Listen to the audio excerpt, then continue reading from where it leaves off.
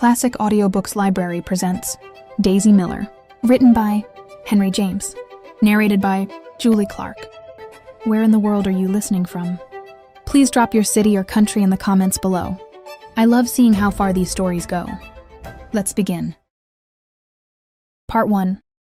At the little town of Vevey in Switzerland, there is a particularly comfortable hotel. There are, indeed, many hotels, for the entertainment of tourists is the business of the place, which, as many travelers will remember, is seated upon the edge of a remarkably blue lake, a lake that it behooves every tourist to visit.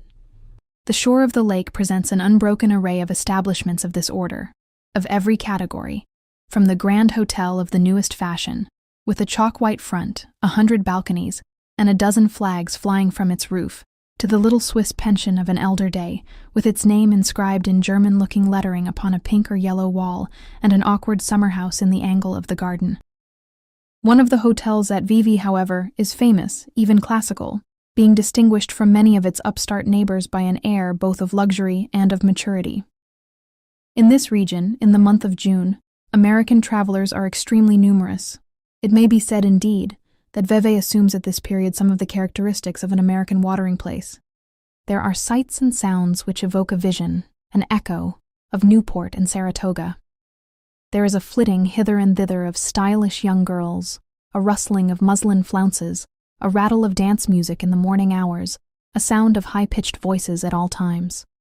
You receive an impression of these things at the excellent inn of the Trois Couronnes, and are transported in fancy to the Ocean House or to Congress Hall.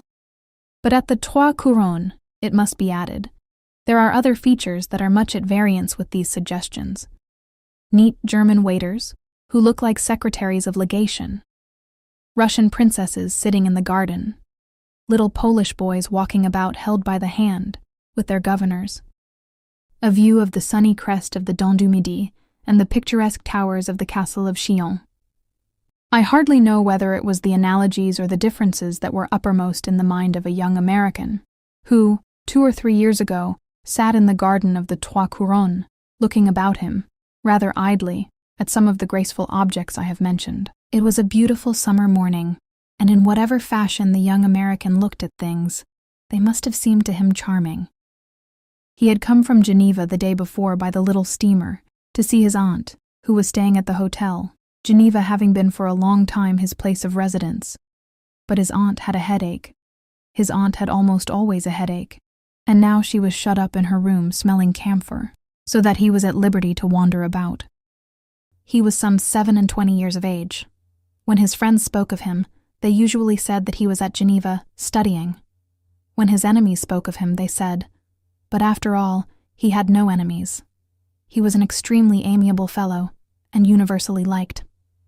What I should say is, simply, that when certain persons spoke of him, they affirmed that the reason of his spending so much time at Geneva was that he was extremely devoted to a lady who lived there, a foreign lady, a person older than himself. Very few Americans, indeed I think none, had ever seen this lady, about whom there were some singular stories. But Winterbourne had an old attachment for the little metropolis of Calvinism. He had been put to school there as a boy, and he had afterward gone to college there, circumstances which had led to his forming a great many youthful friendships. Many of these he had kept, and they were a source of great satisfaction to him. After knocking at his aunt's door and learning that she was indisposed, he had taken a walk about the town, and then he had come in to his breakfast. He had now finished his breakfast, but he was drinking a small cup of coffee, which had been served to him on a little table in the garden by one of the waiters who looked like an attaché. At last he finished his coffee and lit a cigarette.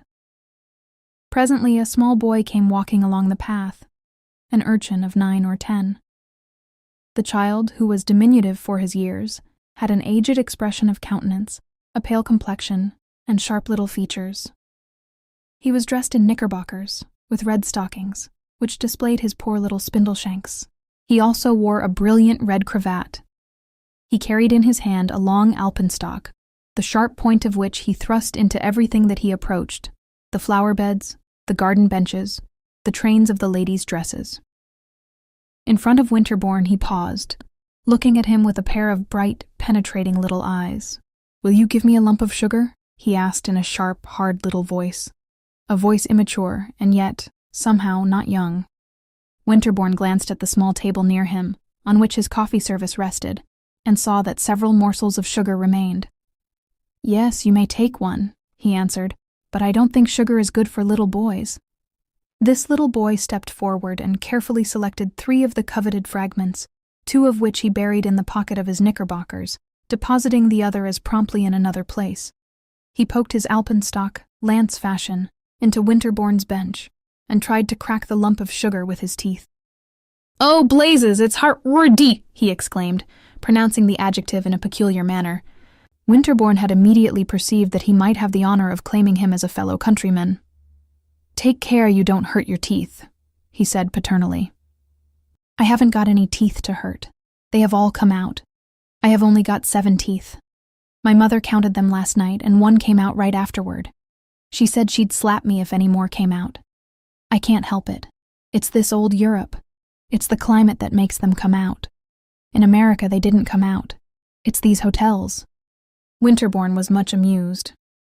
"If you eat 3 lumps of sugar, your mother will certainly slap you," he said. "She's got to give me some candy then," rejoined his young interlocutor. "I can't get any candy here, any American candy. American candy's the best candy." "And are American little boys the best little boys?" asked Winterbourne. "I don't know. I'm an American boy," said the child. "I see you are one of the best," laughed Winterbourne.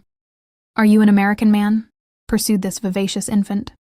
And then, on Winterbourne's affirmative reply, "American men are the best," he declared.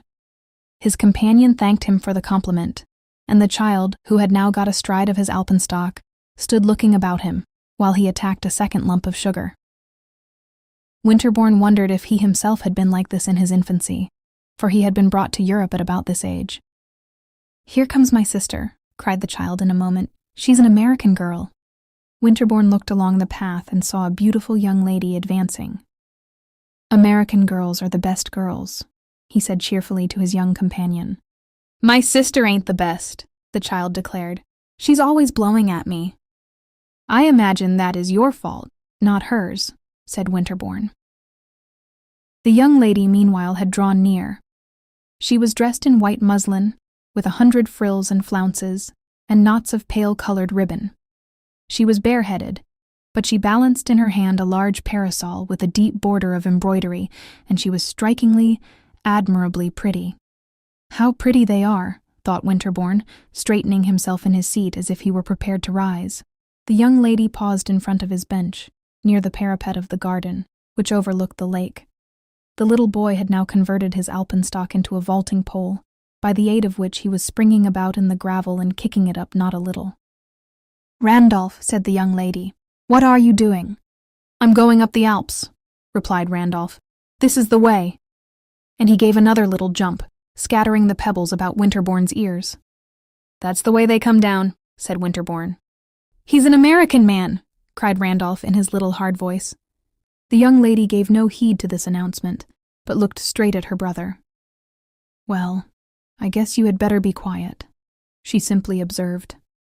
It seemed to Winterbourne that he had been in a manner presented. He got up and stepped slowly toward the young girl, throwing away his cigarette. "This little boy and I have made acquaintance," he said with great civility. In Geneva, as he had been perfectly aware, a young man was not at liberty to speak to a young unmarried lady, except under certain rarely occurring conditions. But here at Vevey, what conditions could be better than these? A pretty American girl coming and standing in front of you in a garden. This pretty American girl, however, on hearing Winterbourne's observation, simply glanced at him. She then turned her head and looked over the parapet, at the lake and the opposite mountains. He wondered whether he had gone too far, but he decided that he must advance farther, rather than retreat. While he was thinking of something else to say, the young lady turned to the little boy again. "I should like to know where you got that pole," she said. "I bought it," responded Randolph. "You don't mean to say you're going to take it to Italy?" "Yes, I am going to take it to Italy," the child declared. The young girl glanced over the front of her dress and smoothed out a knot or two of ribbon. Then she rested her eyes upon the prospect again. "Well, I guess you had better leave it somewhere," she said after a moment. Are you going to Italy? Winterbourne inquired in a tone of great respect. The young lady glanced at him again. Yes, sir, she replied, and she said nothing more. Are you, going over the Simplon? Winterbourne pursued, a little embarrassed. I don't know, she said. I suppose it's some mountain. Randolph, what mountain are we going over? Going where? The child demanded. To Italy, Winterbourne explained. I don't know, said Randolph. I don't want to go to Italy. I want to go to America. Oh, Italy is a beautiful place, rejoined the young man. Can you get candy there? Randolph loudly inquired. I hope not, said his sister. I guess you have had enough candy, and Mother thinks so too. I haven't had any for ever so long, for 100 weeks, cried the boy, still jumping about. The young lady inspected her flounces and smoothed her ribbons again, and Winterbourne presently risked an observation upon the beauty of the view. He was ceasing to be embarrassed, for he had begun to perceive that she was not in the least embarrassed herself. There had not been the slightest alteration in her charming complexion. She was evidently neither offended nor flattered. If she looked another way when he spoke to her, and seemed not particularly to hear him, this was simply her habit, her manner. Yet, as he talked a little more and pointed out some of the objects of interest in the view, with which she appeared quite unacquainted, she gradually gave him more of the benefit of her glance, and then he saw that this glance was perfectly direct and unshrinking. It was not, however, what would have been called an immodest glance, for the young girl's eyes were singularly honest and fresh. They were wonderfully pretty eyes, and indeed Winterbourne had not seen for a long time anything prettier than his fair countrywoman's various features, her complexion, her nose, her ears, her teeth. He had a great relish for feminine beauty. He was addicted to observing and analyzing it, and as regards this young lady's face he made several observations. It was not at all insipid, but it was not exactly expressive, and though it was eminently delicate, Winterbourne mentally accused it, very forgivingly, of a want of finish. He thought it very possible that Master Randolph's sister was a coquette. He was sure she had a spirit of her own. But in her bright, sweet, superficial little visage there was no mockery, no irony. Before long it became obvious that she was much disposed toward conversation. She told him that they were going to Rome for the winter. She and her mother and Randolph. She asked him if he was a real American. She shouldn't have taken him for one. He seemed more like a German. This was said after a little hesitation, especially when he spoke. Winterbourne, laughing, answered that he had met Germans who spoke like Americans, but that he had not, so far as he remembered, met an American who spoke like a German. Then he asked her if she should not be more comfortable in sitting upon the bench which he had just quitted. She answered that she liked standing up and walking about, but she presently sat down. She told him she was from New York State, if you know where that is. Winterbourne learned more about her by catching hold of her small, slippery brother and making him stand a few minutes by his side. Tell me your name, my boy, he said. Randolph C. Miller, said the boy sharply, and I'll tell you her name. And he leveled his alpenstock at his sister. You had better wait till you are asked, said this young lady calmly. I should like very much to know your name, said Winterbourne. Her name is Daisy Miller, cried the child. But that isn't her real name. That isn't her name on her cards. It's a pity you haven't got one of my cards, said Miss Miller. Her real name is Annie P. Miller, the boy went on. Ask him his name, said his sister, indicating Winterbourne. But on this point, Randolph seemed perfectly indifferent. He continued to supply information with regard to his own family. My father's name is Ezra B. Miller, he announced. My father ain't in Europe. My father's in a better place than Europe. Winterbourne imagined for a moment that this was the manner in which the child had been taught to intimate that Mr. Miller had been removed to the sphere of celestial reward, but Randolph immediately added, My father's in Schenectady. He's got a big business. My father's rich, you bet. Well, ejaculated Miss Miller, lowering her parasol and looking at the embroidered border. Winterbourne presently released the child, who departed, dragging his alpenstock along the path.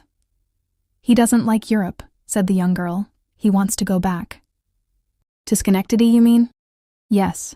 He wants to go right home. He hasn't got any boys here. There is one boy here, but he always goes round with a teacher, They won't let him play." "And your brother hasn't any teacher?" Winterbourne inquired. "Mother thought of getting him one, to travel round with us. There was a lady told her of a very good teacher. An American lady, perhaps you know her, Mrs. Sanders. I think she came from Boston. She told her of this teacher, and we thought of getting him to travel round with us. But Randolph said he didn't want a teacher traveling round with us. He said he wouldn't have lessons when he was in the cars. And we are in the cars about half the time. There was an English lady we met in the cars. I think her name was Miss Featherstone. Perhaps you know her. She wanted to know why I didn't give Randolph lessons. Give him instruction, she called it. I guess he could give me more instruction than I could give him. He's very smart." "Yes," said Winterbourne. "He seems very smart. Mother's going to get a teacher for him as soon as we get to Italy. Can you get good teachers in Italy?" "Very good, I should think," said Winterbourne. "Or else she's going to find some school. He ought to learn some more. He's only 9. He's going to college." And in this way, Miss Miller continued to converse upon the affairs of her family and upon other topics. She sat there with her extremely pretty hands, ornamented with very brilliant rings, folded in her lap, and with her pretty eyes now resting upon those of Winterbourne, now wandering over the garden, the people who passed by, and the beautiful view. She talked to Winterbourne as if she had known him a long time. He found it very pleasant. It was many years since he had heard a young girl talk so much. It might have been said of this unknown young lady, who had come and sat down beside him upon a bench, that she chattered. She was very quiet.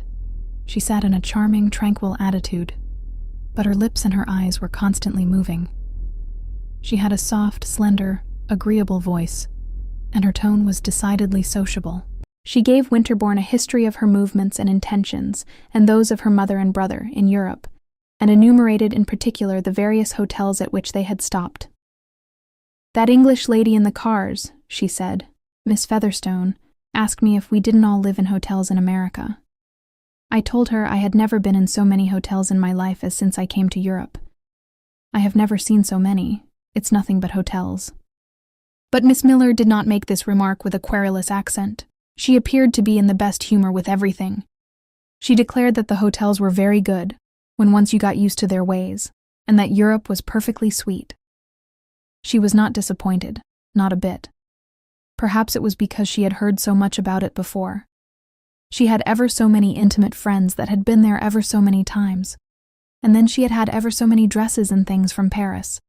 Whenever she put on a Paris dress, she felt as if she were in Europe. "It was a kind of a wishing cap," said Winterbourne. "Yes," said Miss Miller without examining this analogy. "It always made me wish I was here. But I needn't have done that for dresses. I am sure they send all the pretty ones to America. You see the most frightful things here. The only thing I don't like," she proceeded, "is the society. There isn't any society. Or, if there is, I don't know where it keeps itself. Do you? I suppose there is some society somewhere, but I haven't seen anything of it. I'm very fond of society, and I have always had a great deal of it. I don't mean only in Schenectady, but in New York. I used to go to New York every winter. In New York I had lots of society. Last winter I had 17 dinners given me, and 3 of them were by gentlemen," added Daisy Miller. "I have more friends in New York than in Schenectady. More gentlemen friends, and more young lady friends, too," she resumed in a moment. She paused again for an instant. She was looking at Winterbourne with all her prettiness in her lively eyes and in her light, slightly monotonous smile. "I have always had," she said, "a great deal of gentlemen's society." Poor Winterbourne was amused, perplexed, and decidedly charmed. He had never yet heard a young girl express herself in just this fashion. Never, at least, save in cases where to say such things seemed a kind of demonstrative evidence of a certain laxity of deportment. And yet was he to accuse Miss Daisy Miller of actual or potential inconduite, as they said at Geneva? He felt that he had lived at Geneva so long that he had lost a good deal. He had become dishabituated to the American tone. Never, indeed, since he had grown old enough to appreciate things, Had he encountered a young American girl of so pronounced a type as this? Certainly she was very charming, but how deucedly sociable. Was she simply a pretty girl from New York State? Were they all like that? The pretty girls who had a good deal of gentleman's society? Or was she also a designing, an audacious, an unscrupulous young person? Winterbourne had lost his instinct in this matter, and his reason could not help him. Miss Daisy Miller looked extremely innocent. Some people had told him that, after all, American girls were exceedingly innocent, and others had told him that, after all, they were not. He was inclined to think Miss Daisy Miller was a flirt, a pretty American flirt. He had never, as yet, had any relations with young ladies of this category. He had known, here in Europe, 2 or 3 women, persons older than Miss Daisy Miller, and provided for respectability's sake with husbands, who were great coquettes, dangerous, terrible women, with whom one's relations were liable to take a serious turn. But this young girl was not a coquette in that sense. She was very unsophisticated. She was only a pretty American flirt. Winterbourne was almost grateful for having found the formula that applied to Miss Daisy Miller. He leaned back in his seat. He remarked to himself that she had the most charming nose he had ever seen. He wondered what were the regular conditions and limitations of one's intercourse with a pretty American flirt. It presently became apparent that he was on the way to learn. "Have you been to that old castle?" asked the young girl, pointing with her parasol to the far-gleaming walls of the Château de Chillon. "Yes, formerly, more than once," said Winterbourne. "You too, I suppose, have seen it." "No, we haven't been there. I want to go there dreadfully. Of course I mean to go there. I wouldn't go away from here without having seen that old castle." "It's a very pretty excursion," said Winterbourne, "and very easy to make. You can drive, you know, or you can go by the little steamer." "You can go in the cars," said Miss Miller. "Yes, you can go in the cars," Winterbourne assented. "Our courier says they take you right up to the castle," the young girl continued. "We were going last week, but my mother gave out. She suffers dreadfully from dyspepsia. She said she couldn't go. Randolph wouldn't go either. He says he doesn't think much of old castles, but I guess we'll go this week, if we can get Randolph." "Your brother is not interested in ancient monuments?" Winterbourne inquired, smiling. "He says he don't care much about old castles. He's only 9. He wants to stay at the hotel. Mother's afraid to leave him alone, and the courier won't stay with him, so we haven't been to many places. But it will be too bad if we don't go up there." And Miss Miller pointed again at the Château de Chillon. "I should think it might be arranged," said Winterbourne. "Couldn't you get someone to stay for the afternoon with Randolph?" Miss Miller looked at him a moment, and then very placidly, "I wish you would stay with him," she said. Winterbourne hesitated a moment. "I should much rather go to Chillon with you." "With me?" asked the young girl with the same placidity. She didn't rise, blushing, as a young girl at Geneva would have done. And yet Winterbourne, conscious that he had been very bold, thought it possible she was offended.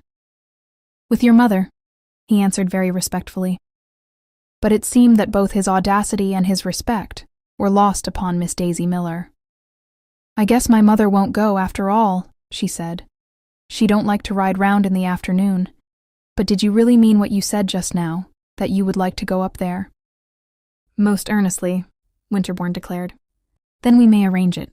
If Mother will stay with Randolph, I guess Eugenio will." "Eugenio?" the young man inquired. "Eugenio's our courier. He doesn't like to stay with Randolph. He's the most fastidious man I ever saw. But he's a splendid courier. I guess he'll stay at home with Randolph if Mother does, and then we can go to the castle." Winterbourne reflected for an instant as lucidly as possible.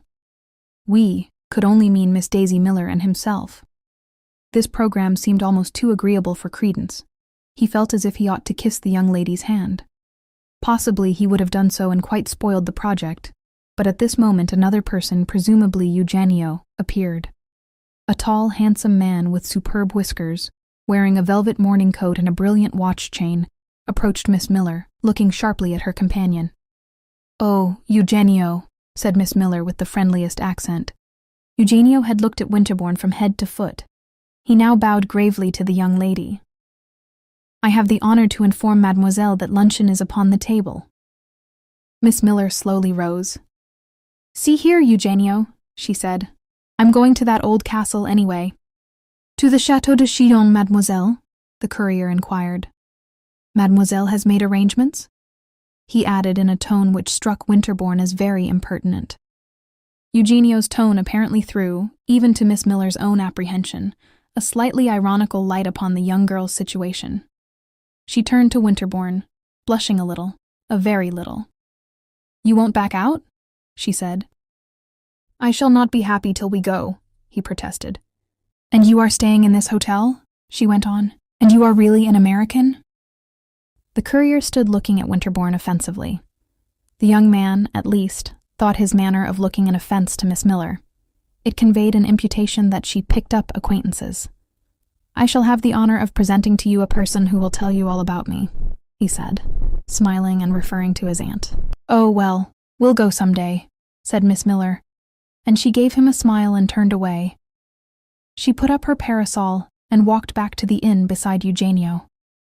Winterbourne stood looking after her, and as she moved away, drawing her muslin furbelows over the gravel, said to himself that she had the tournure of a princess. He had, however, engaged to do more than prove feasible, in promising to present his aunt, Mrs. Costello, to Miss Daisy Miller. As soon as the former lady had got better of her headache, he waited upon her in her apartment, and after the proper inquiries in regard to her health, he asked her if she had observed in the hotel an American family, a mamma, a daughter, and a little boy. "And a courier," said Mrs. Costello. "Oh yes, I have observed them, seen them, heard them, and kept out of their way." Mrs. Costello was a widow with a fortune, a person of much distinction, who frequently intimated that, if she were not so dreadfully liable to sick headaches, she would probably have left a deeper impress upon her time. She had a long, pale face, a high nose, and a great deal of very striking white hair, which she wore in large puffs and rouleaux over the top of her head. She had 2 sons married in New York, and another who was now in Europe. This young man was amusing himself at Hamburg, and though he was on his travels, was rarely perceived to visit any particular city at the moment selected by his mother for her own appearance there. Her nephew, who had come up to Vevey expressly to see her, was therefore more attentive than those who, as she said, were nearer to her. He had imbibed at Geneva the idea that one must always be attentive to one's aunt. Mrs. Costello had not seen him for many years, and she was greatly pleased with him, manifesting her approbation by initiating him into many of the secrets of that social sway, which, as she gave him to understand, she exerted in the American capital. She admitted that she was very exclusive, but, if he were acquainted with New York, he would see that one had to be. And her picture of the minutely hierarchical constitution of the society of that city, which she presented to him in many different lights, was, to Winterbourne's imagination, almost oppressively striking. He immediately perceived from her tone that Miss Daisy Miller's place in the social scale was low. "I am afraid you don't approve of them," he said. "They are very common," Mrs. Costello declared. "They are the sort of Americans that one does one's duty by not accepting." "Ah, you don't accept them?" said the young man. "I can't, my dear Frederick. I would if I could, but I can't." "The young girl is very pretty," said Winterbourne in a moment. "Of course she's pretty, but she is very common." "I see what you mean, of course," said Winterbourne after another pause.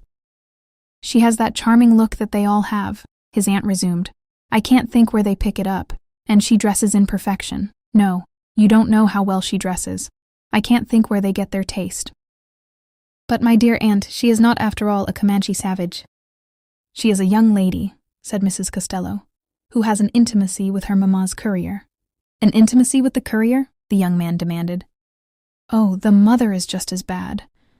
They treat the courier like a familiar friend, like a gentleman. I shouldn't wonder if he dines with them. Very likely they have never seen a man with such good manners, such fine clothes, so like a gentleman. He probably corresponds to the young lady's idea of a count. He sits with them in the garden in the evening. I think he smokes." Winterbourne listened with interest to these disclosures. They helped him to make up his mind about Miss Daisy. Evidently she was rather wild. "Well," he said, "I am not a courier, and yet she was very charming to me." "You had better have said at first," said Mrs. Costello with dignity, "that you had made her acquaintance. We simply met in the garden and we talked a bit. Tout bonnement, and pray what did you say? I said I should take the liberty of introducing her to my admirable aunt. I am much obliged to you. It was to guarantee my respectability, said Winterbourne. And pray who is to guarantee hers? Ah, you are cruel, said the young man. She's a very nice young girl. You don't say that as if you believed it, Mrs. Costello observed. She is completely uncultivated, Winterbourne went on. But she is wonderfully pretty, and in short, she is very nice. To prove that I believe it, I am going to take her to the Château de Chillon. You two are going off there together? I should say it proved just the contrary. How long had you known her, may I ask, when this interesting project was formed? You haven't been 24 hours in the house. I have known her half an hour, said Winterbourne, smiling. Dear me, cried Mrs. Costello. What a dreadful girl. Her nephew was silent for some moments. You really think, then, he began earnestly, and with a desire for trustworthy information, you really think that? But he paused again. Think what, sir? Said his aunt. That she is the sort of young lady who expects a man sooner or later to carry her off. I haven't the least idea what such young ladies expect a man to do. But I really think that you had better not meddle with little American girls that are uncultivated, as you call them. You have lived too long out of the country. You will be sure to make some great mistake. You are too innocent. My dear aunt, I am not so innocent, said Winterbourne, smiling and curling his mustache. You are guilty too, then. Winterbourne continued to curl his mustache meditatively. You won't let the poor girl know you, then? He asked at last. Is it literally true that she is going to the Château de Chillon with you? I think that she fully intends it. Then, my dear Frederick, said Mrs. Costello, I must decline the honor of her acquaintance. I am an old woman, but I am not too old, thank heaven, to be shocked. But don't they all do these things? The young girls in America? Winterbourne inquired. Mrs. Costello stared a moment. I should like to see my granddaughters do them, she declared grimly. This seemed to throw some light upon the matter, for Winterbourne remembered to have heard that his pretty cousins in New York were tremendous flirts. If, therefore, Miss Daisy Miller exceeded the liberal margin allowed to these young ladies, it was probable that anything might be expected of her. Winterbourne was impatient to see her again, and he was vexed with himself that, by instinct, he should not appreciate her justly. Though he was impatient to see her, he hardly knew what he should say to her about his aunt's refusal to become acquainted with her. But he discovered promptly enough that with Miss Daisy Miller there was no great need of walking on tiptoe. He found her that evening in the garden, wandering about in the warm starlight like an indolent sylph, and swinging to and fro the largest fan he had ever beheld. It was 10 o'clock. He had dined with his aunt, had been sitting with her since dinner, and had just taken leave of her till the morrow. Miss Daisy Miller seemed very glad to see him. She declared it was the longest evening she had ever passed. Have you been all alone? He asked. I have been walking round with Mother, but Mother gets tired walking round, she answered. Has she gone to bed? No. She doesn't like to go to bed, said the young girl. She doesn't sleep, not 3 hours. She says she doesn't know how she lives. She's dreadfully nervous. I guess she sleeps more than she thinks. She's gone somewhere after Randolph. She wants to try to get him to go to bed. He doesn't like to go to bed. Let us hope she will persuade him, observed Winterbourne. She will talk to him all she can, but he doesn't like her to talk to him, said Miss Daisy, opening her fan. She's going to try to get Eugenio to talk to him, but he isn't afraid of Eugenio. Eugenio's a splendid courier, but he can't make much impression on Randolph. I don't believe he'll go to bed before 11. It appeared that Randolph's vigil was in fact triumphantly prolonged, for Winterbourne strolled about with the young girl for some time without meeting her mother. I have been looking round for that lady you want to introduce me to, his companion resumed. She's your aunt. Then, on Winterbourne's admitting the fact and expressing some curiosity as to how she had learned it, she said she had heard all about Mrs. Costello from the chambermaid. She was very quiet and very comme il faut. She wore white puffs. She spoke to no one, and she never dined at the table d'hôte. Every 2 days she had a headache. I think that's a lovely description, headache and all, said Miss Daisy, chattering along in her thin, gay voice. I want to know her ever so much. I know just what your aunt would be. I know I should like her. She would be very exclusive. I like a lady to be exclusive. I'm dying to be exclusive myself. Well, we are exclusive, Mother and I. We don't speak to everyone, or they don't speak to us. I suppose it's about the same thing. Anyway, I shall be ever so glad to know your aunt." Winterbourne was embarrassed. "She would be most happy," he said, "but I am afraid those headaches will interfere." The young girl looked at him through the dusk. "But I suppose she doesn't have a headache every day," she said sympathetically. Winterbourne was silent a moment. "She tells me she does," he answered at last, not knowing what to say. Miss Daisy Miller stopped and stood looking at him. Her prettiness was still visible in the darkness. She was opening and closing her enormous fan. "She doesn't want to know me," she said suddenly. "Why don't you say so? You needn't be afraid. I'm not afraid." And she gave a little laugh. Winterbourne fancied there was a tremor in her voice. He was touched, shocked, mortified by it. "My dear young lady," he protested, "she knows no one. It's her wretched health." The young girl walked on a few steps, laughing still. "You needn't be afraid," she repeated. "Why should she want to know me?" Then she paused again.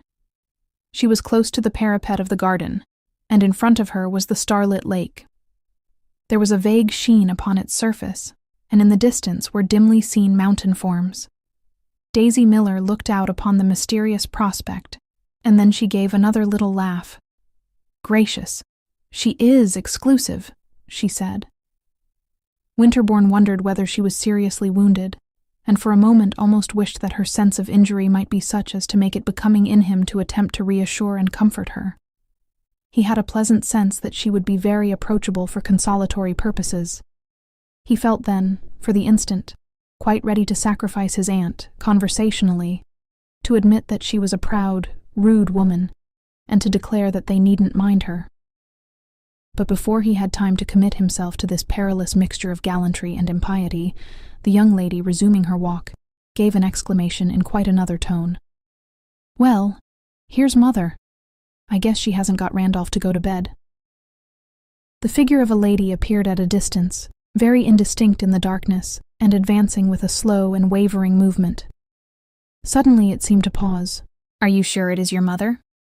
Can you distinguish her in this thick dusk?" Winterbourne asked.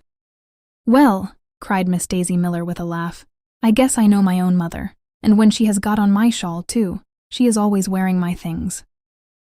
The lady in question, ceasing to advance, hovered vaguely about the spot at which she had checked her steps. "I am afraid your mother doesn't see you," said Winterbourne.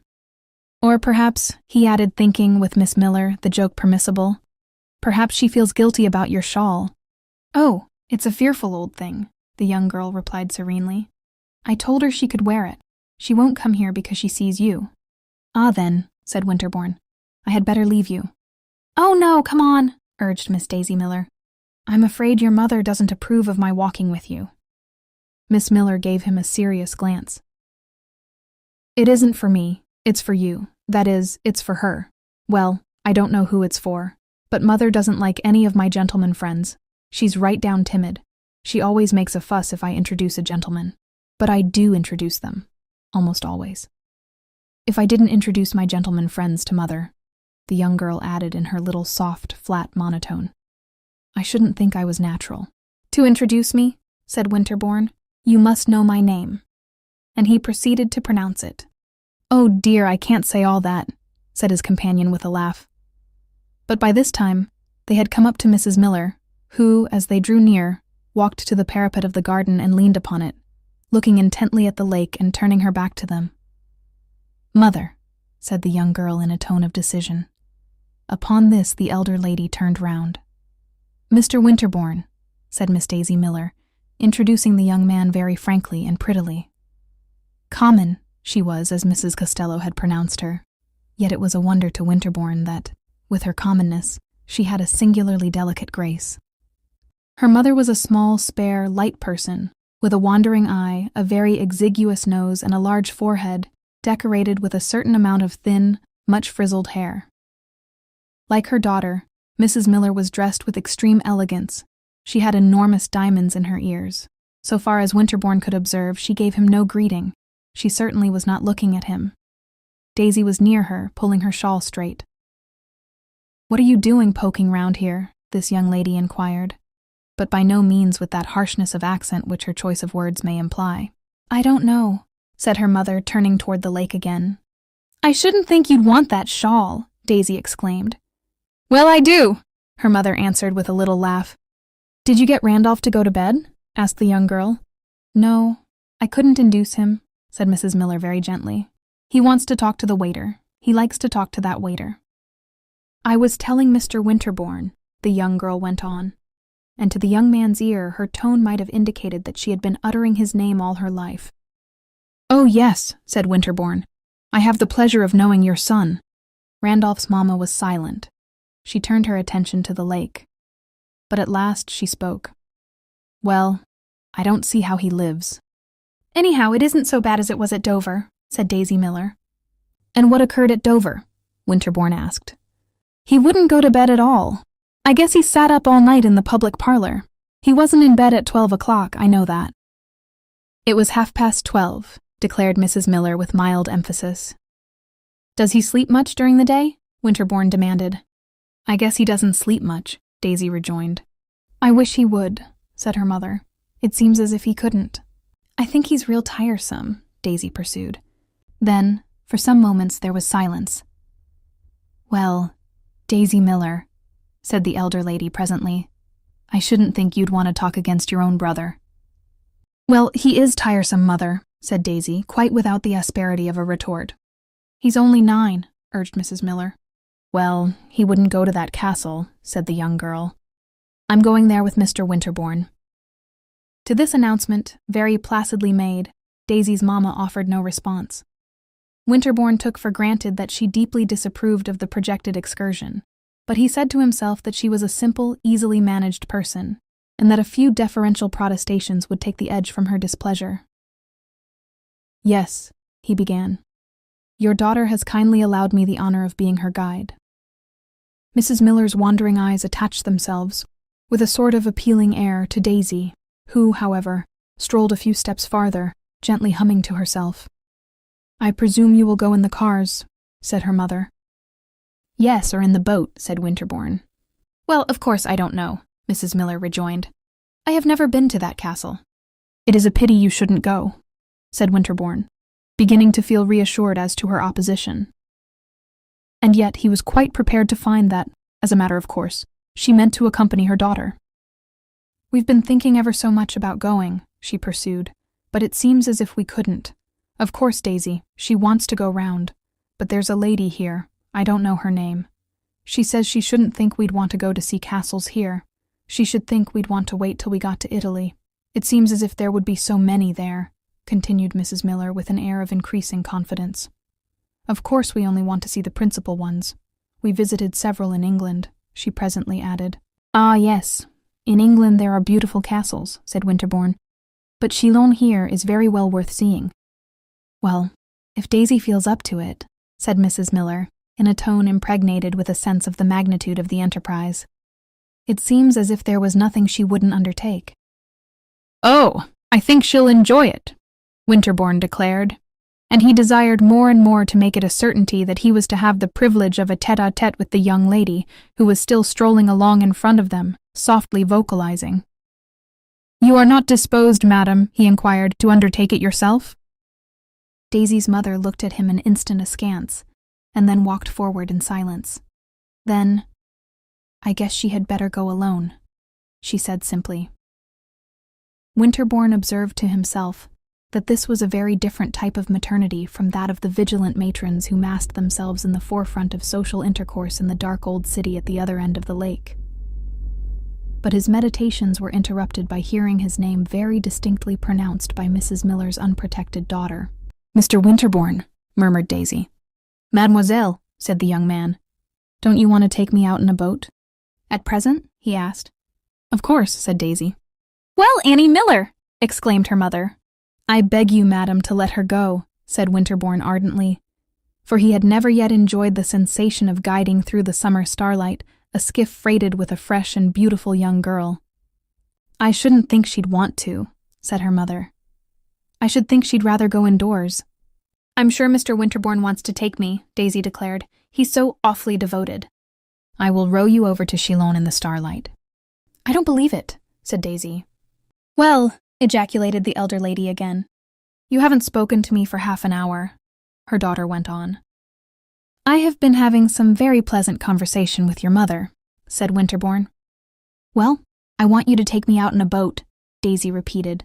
They had all stopped, and she had turned round and was looking at Winterbourne.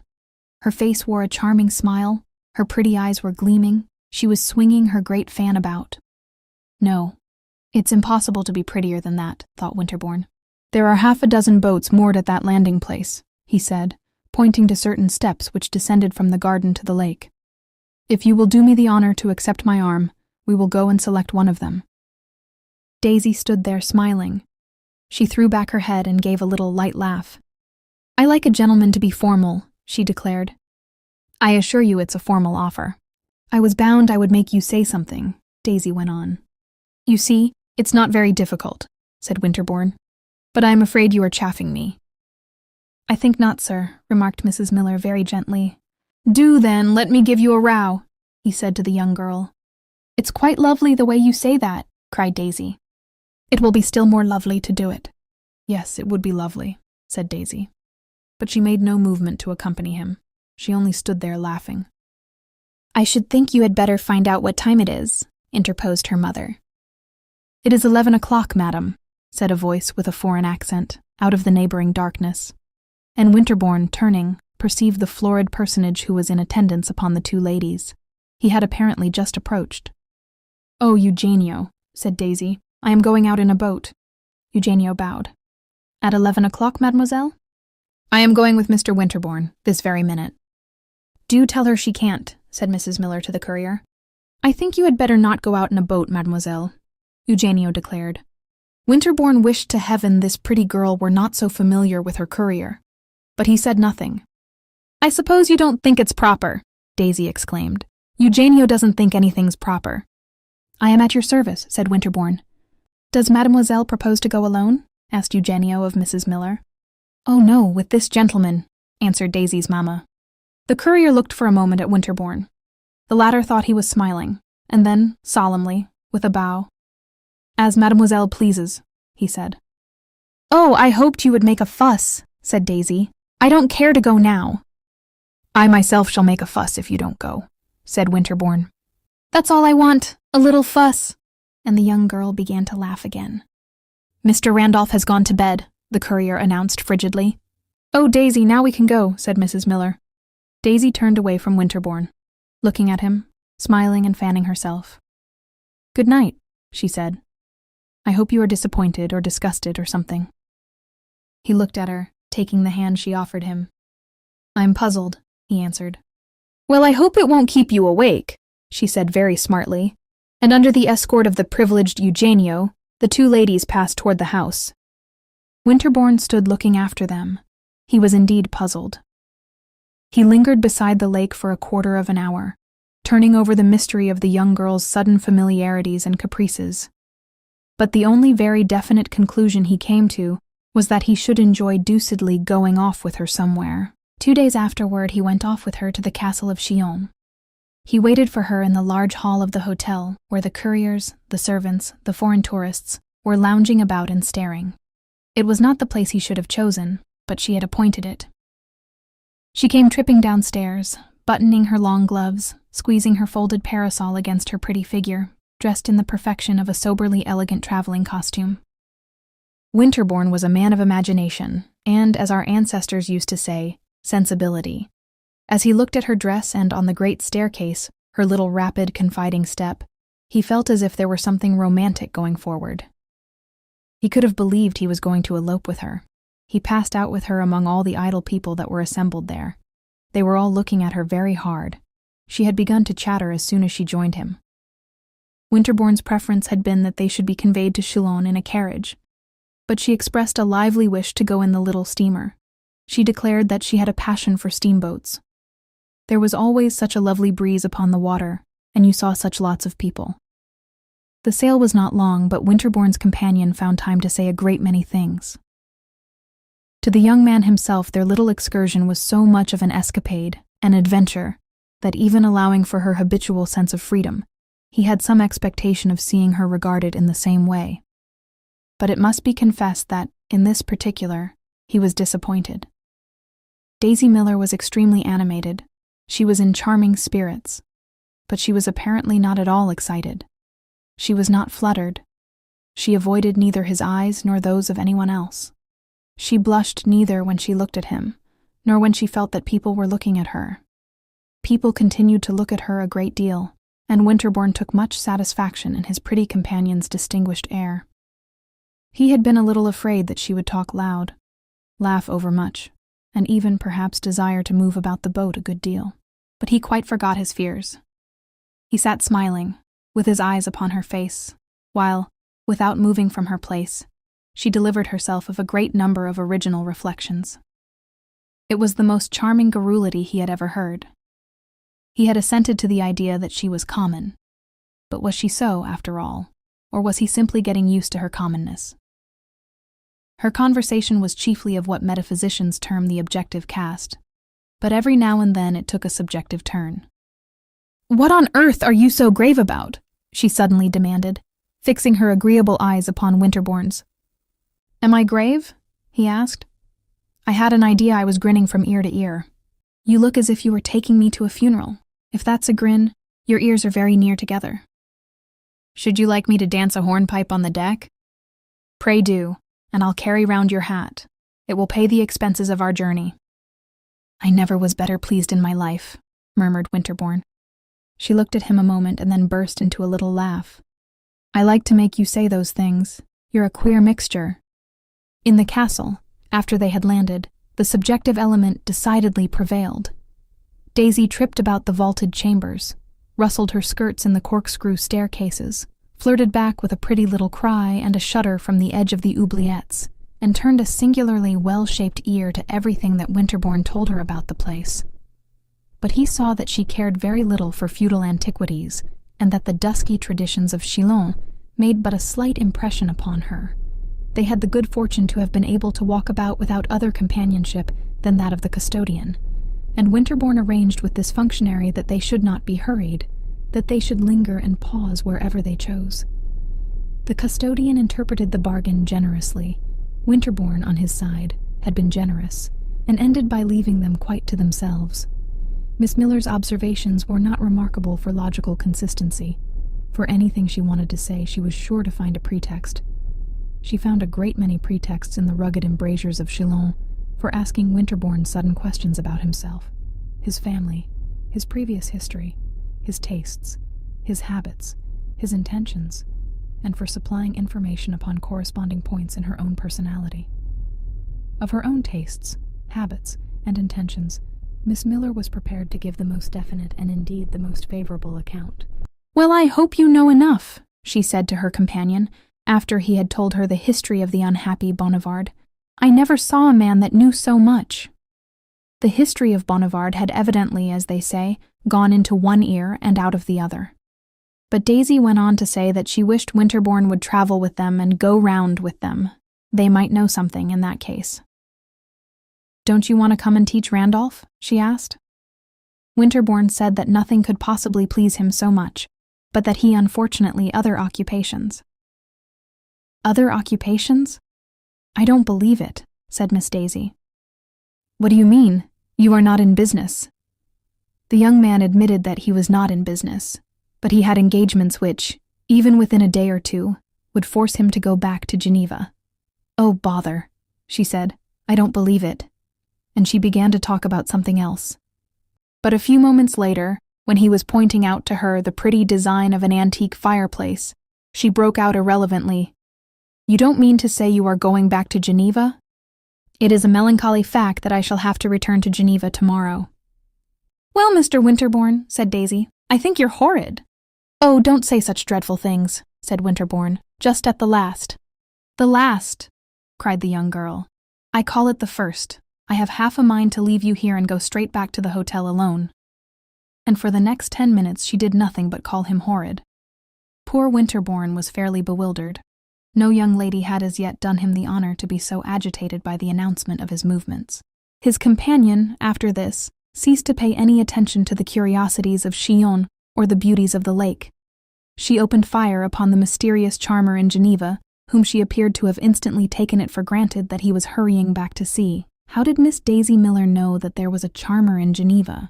Winterbourne, who denied the existence of such a person, was quite unable to discover, and he was divided between amazement at the rapidity of her induction and amusement at the frankness of her persiflage. She seemed to him, in all this, an extraordinary mixture of innocence and crudity. "Does she never allow you more than 3 days at a time?" asked Daisy ironically. "Doesn't she give you a vacation in summer? There's no one so hard worked but they can get leave to go off somewhere at this season. I suppose, if you stay another day, she'll come after you in the boat. Do wait over till Friday, and I will go down to the landing to see her arrive." Winterbourne began to think he had been wrong to feel disappointed in the temper in which the young lady had embarked. If he had missed the personal accent was now making its appearance. It sounded very distinctly at last, in her telling him she would stop teasing him if he would promise her solemnly to come down to Rome in the winter. "That's not a difficult promise to make," said Winterbourne. "My aunt has taken an apartment in Rome for the winter and has already asked me to come and see her." "I don't want you to come for your aunt," said Daisy. "I want you to come for me." And this was the only allusion that the young man was ever to hear her make to his invidious kinswoman. He declared that, at any rate, he would certainly come. After this, Daisy stopped teasing. Winterbourne took a carriage and they drove back to Vevey in the dusk. The young girl was very quiet. In the evening, Winterbourne mentioned to Mrs. Costello that he had spent the afternoon at Chillon with Miss Daisy Miller. "The Americans of the Courier?" asked this lady. "Ah, happily," said Winterbourne. "The Courier stayed at home." "She went with you all alone?" "All alone." Mrs. Costello sniffed a little at her smelling bottle. "And that," she exclaimed, "is the young person whom you wanted me to know." Part 2. Winterbourne, who had returned to Geneva the day after his excursion to Chillon, went to Rome toward the end of January. His aunt had been established there for several weeks, and he had received a couple of letters from her. "Those people you were so devoted to last summer at Vevey have turned up here, Courier and all," she wrote. They seem to have made several acquaintances, but the Courier continues to be the most intime. The young lady, however, is also very intimate with some third-rate Italians, with whom she rackets about in a way that makes much talk. "Bring me that pretty novel of Cherboulier's Paul Mere, and don't come later than the 23rd. In the natural course of events, Winterbourne, on arriving in Rome, would presently have ascertained Mrs. Miller's address at the American banker's and have gone to pay his compliments to Miss Daisy. "After what happened at Vevey, I think I may certainly call upon them," he said to Mrs. Costello. "If, after what happens, at Vevey and everywhere, you desire to keep up the acquaintance, you are very welcome. Of course a man may know everyone. Men are welcome to the privilege." "Pray, what is it that happens, here for instance?" Winterbourne demanded. "The girl goes about alone with her foreigners. As to what happens further, you must apply elsewhere for information.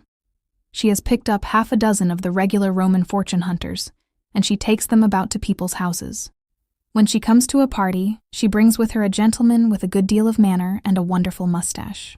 "And where is the mother?" "I haven't the least idea. They are very dreadful people."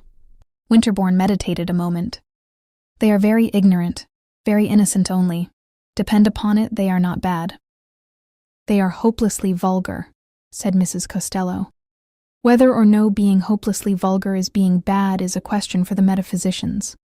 They are bad enough to dislike at any rate, and for this short life that is quite enough." The news that Daisy Miller was surrounded by 6 wonderful mustaches checked Winterbourne's impulse to go straightway to see her. He had, perhaps, not definitely flattered himself that he had made an ineffaceable impression upon her heart, but he was annoyed at hearing of a state of affairs so little in harmony with an image that had lately flitted in and out of his own meditations. The image of a very pretty girl looking out of an old Roman window and asking herself urgently when Mr. Winterbourne would arrive. If, however, he determined to wait a little before reminding Miss Miller of his claims to her consideration, he went very soon to call upon 2 or 3 other friends. One of these friends was an American lady who had spent several winters at Geneva, where she had placed her children at school. She was a very accomplished woman, and she lived in the Via Gregoriana. Winterbourne found her in a little crimson drawing room on a 3rd floor. The room was filled with southern sunshine. He had not been there 10 minutes when the servant came in announcing, "Madame Mila."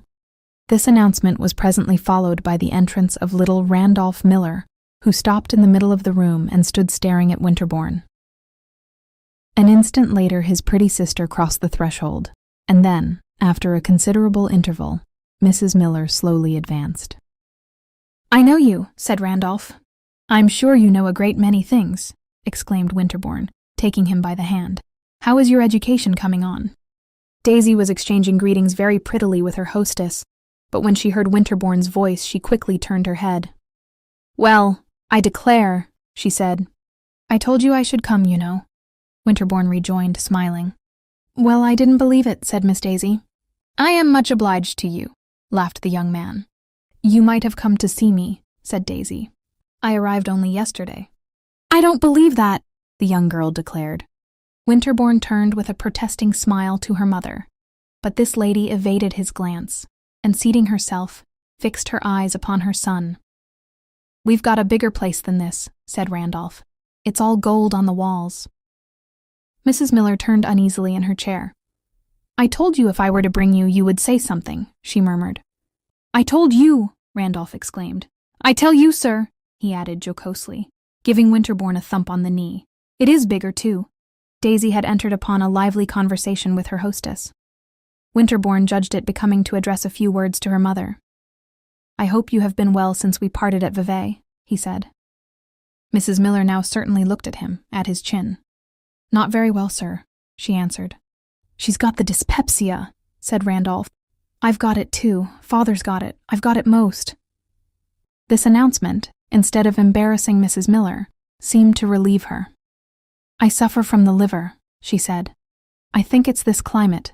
It's less bracing than Schenectady, especially in the winter season.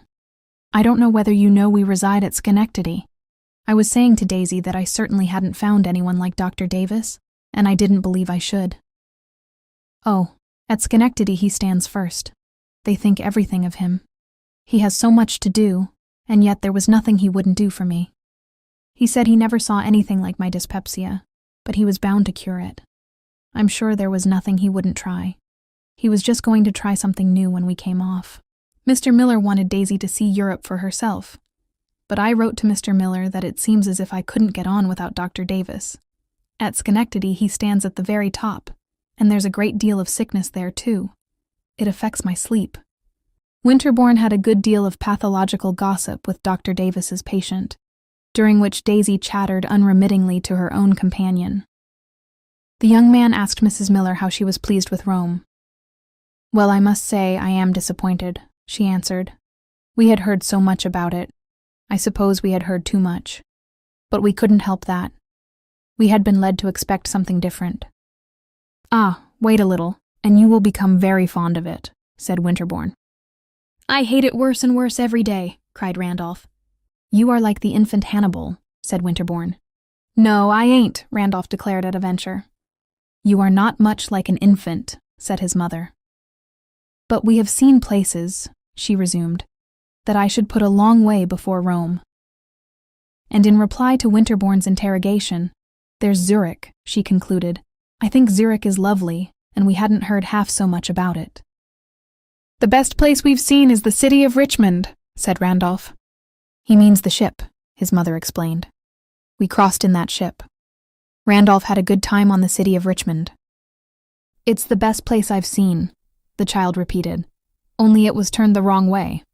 "Well, we've got to turn the right way sometime," said Mrs. Miller with a little laugh. Winterbourne expressed the hope that her daughter at least found some gratification in Rome, and she declared that Daisy was quite carried away. "It's on account of the society. The society's splendid. She goes round everywhere. She has made a great number of acquaintances. Of course she goes round more than I do. I must say they have been very sociable. They have taken her right in. And then she knows a great many gentlemen. Oh, she thinks there's nothing like Rome. Of course, It's a great deal pleasanter for a young lady if she knows plenty of gentlemen. By this time, Daisy had turned her attention again to Winterbourne. "I've been telling Mrs. Walker how mean you were," the young girl announced. "And what is the evidence you have offered?" asked Winterbourne, rather annoyed at Miss Miller's want of appreciation of the zeal of an admirer who on his way down to Rome had stopped neither at Bologna nor at Florence, simply because of a certain sentimental impatience.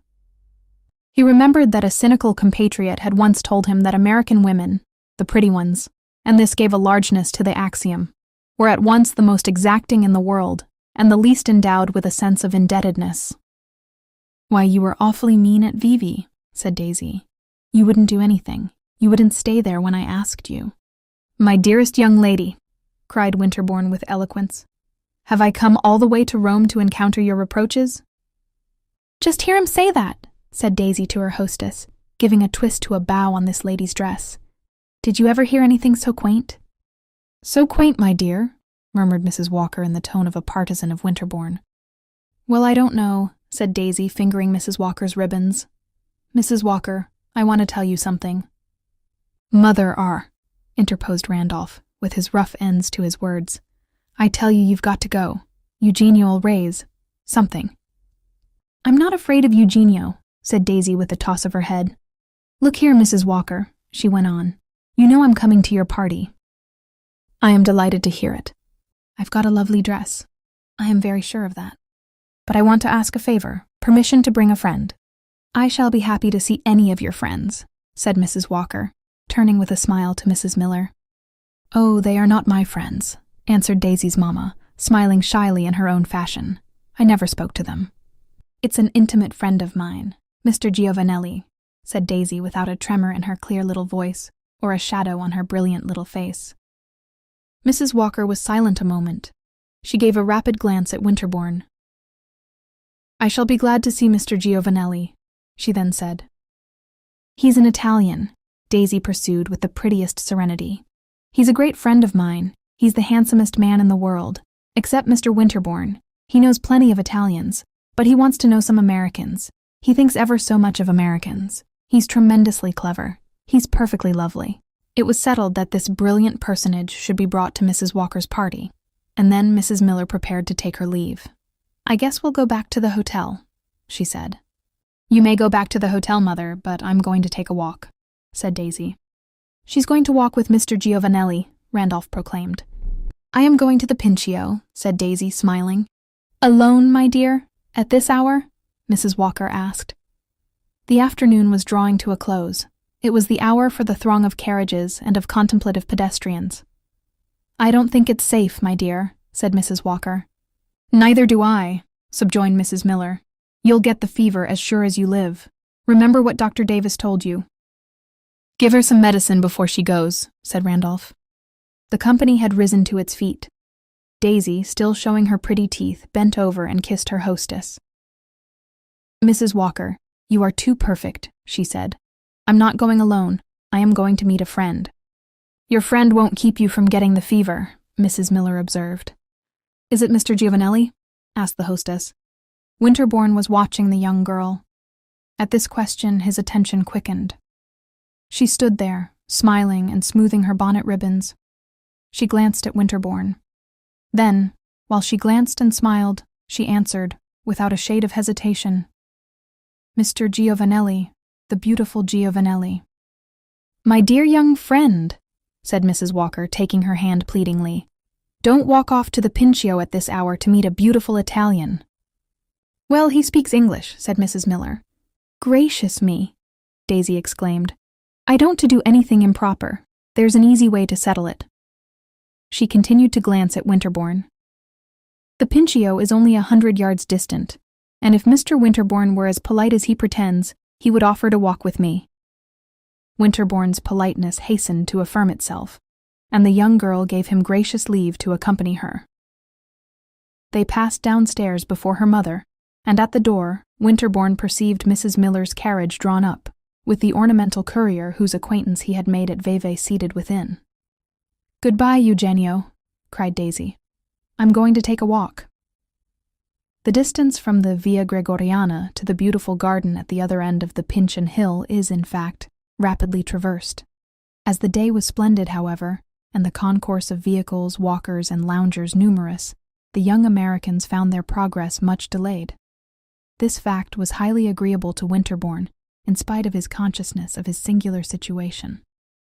The slow-moving, idly gazing Roman crowd bestowed much attention upon the extremely pretty young foreign lady who was passing through it upon his arm, and he wondered what on earth had been in Daisy's mind when she proposed to expose herself, unattended, to its appreciation. His own mission, to her sense apparently, was to consign her to the hands of Mr. Giovanelli, but Winterbourne, at once annoyed and gratified, resolved that he would do no such thing. "Why haven't you been to see me?" asked Daisy. "You can't get out of that. I have had the honor of telling you that I have only just stepped out of the train." "You must have stayed in the train a good while after it stopped," cried the young girl with her little laugh. "I suppose you were asleep. You have had time to go to see Mrs. Walker." "I knew Mrs. Walker," Winterbourne began to explain. "I know where you knew her. You knew her at Geneva. She told me so. Well, you knew me at Vevey. That's just as good. So you ought to have come."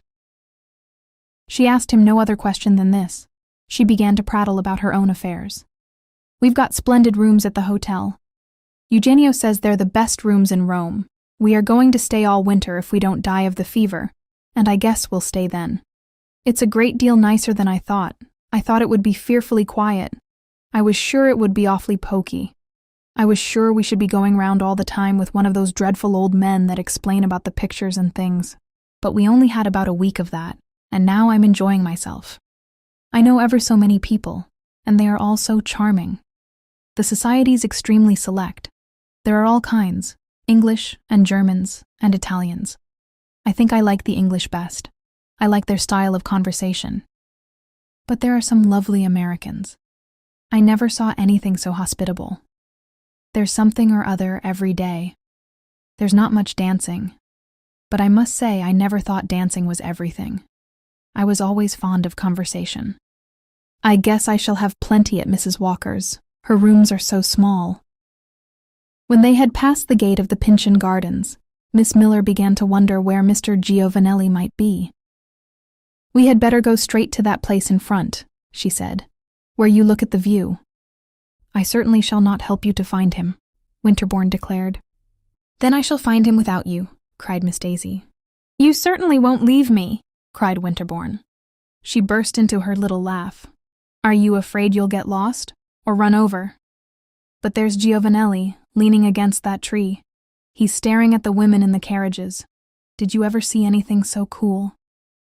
Winterbourne perceived at some distance a little man standing with folded arms nursing his cane. He had a handsome face, an artfully poised hat, a glass in one eye, and a nosegay in his buttonhole.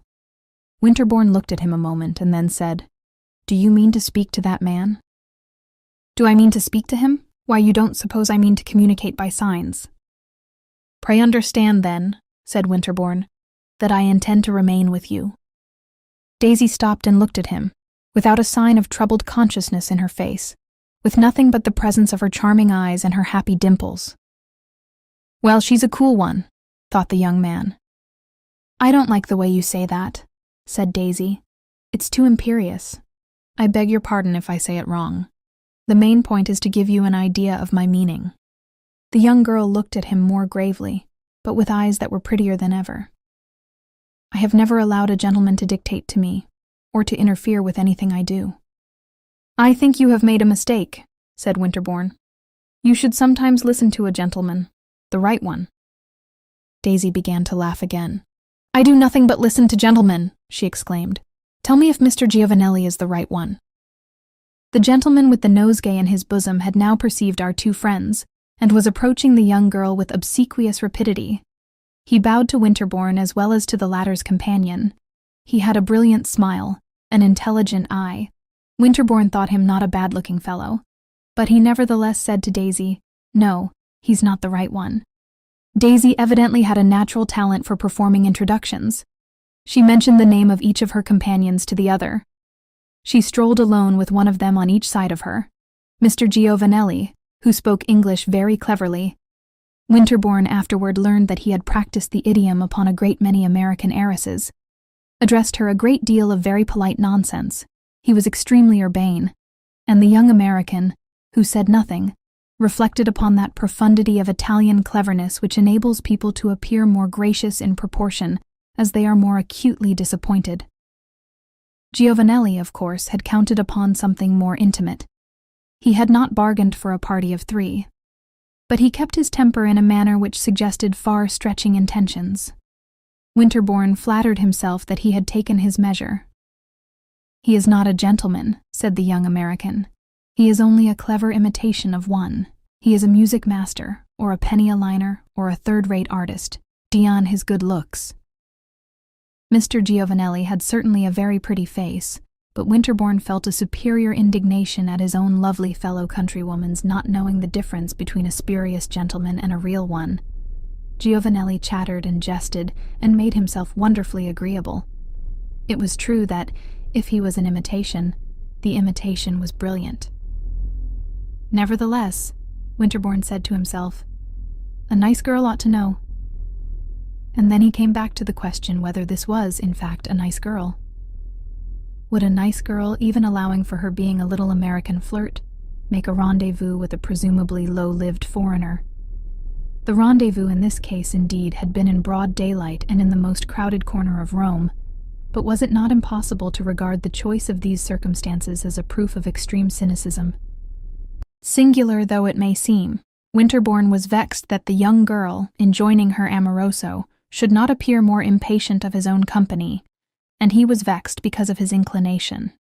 It was impossible to regard her as a perfectly well-conducted young lady. She was wanting in a certain indispensable delicacy.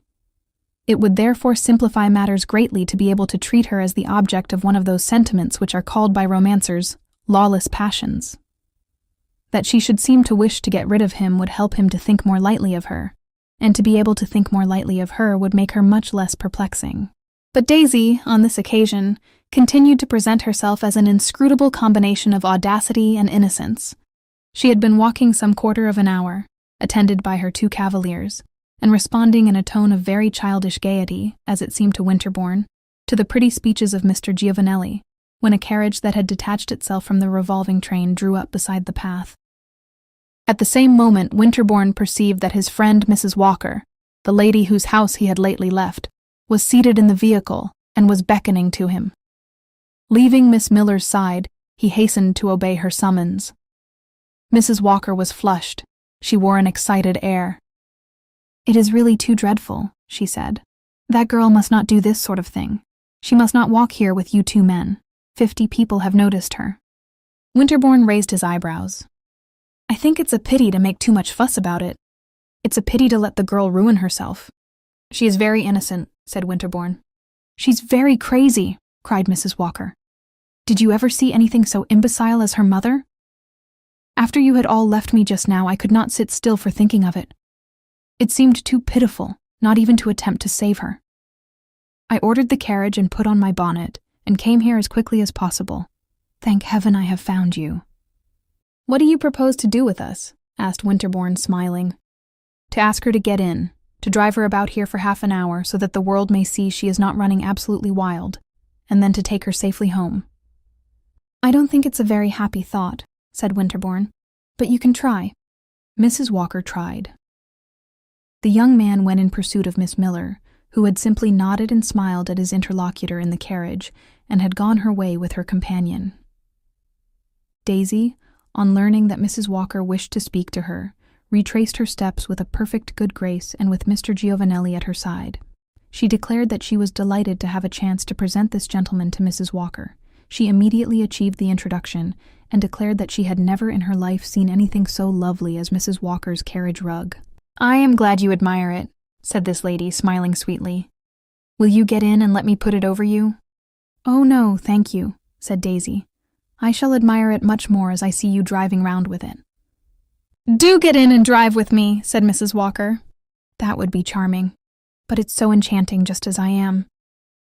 And Daisy gave a brilliant glance at the gentleman on either side of her. "It may be enchanting, dear child, but it is not the custom here," urged Mrs. Walker, leaning forward in her victoria, with her hands devoutly clasped.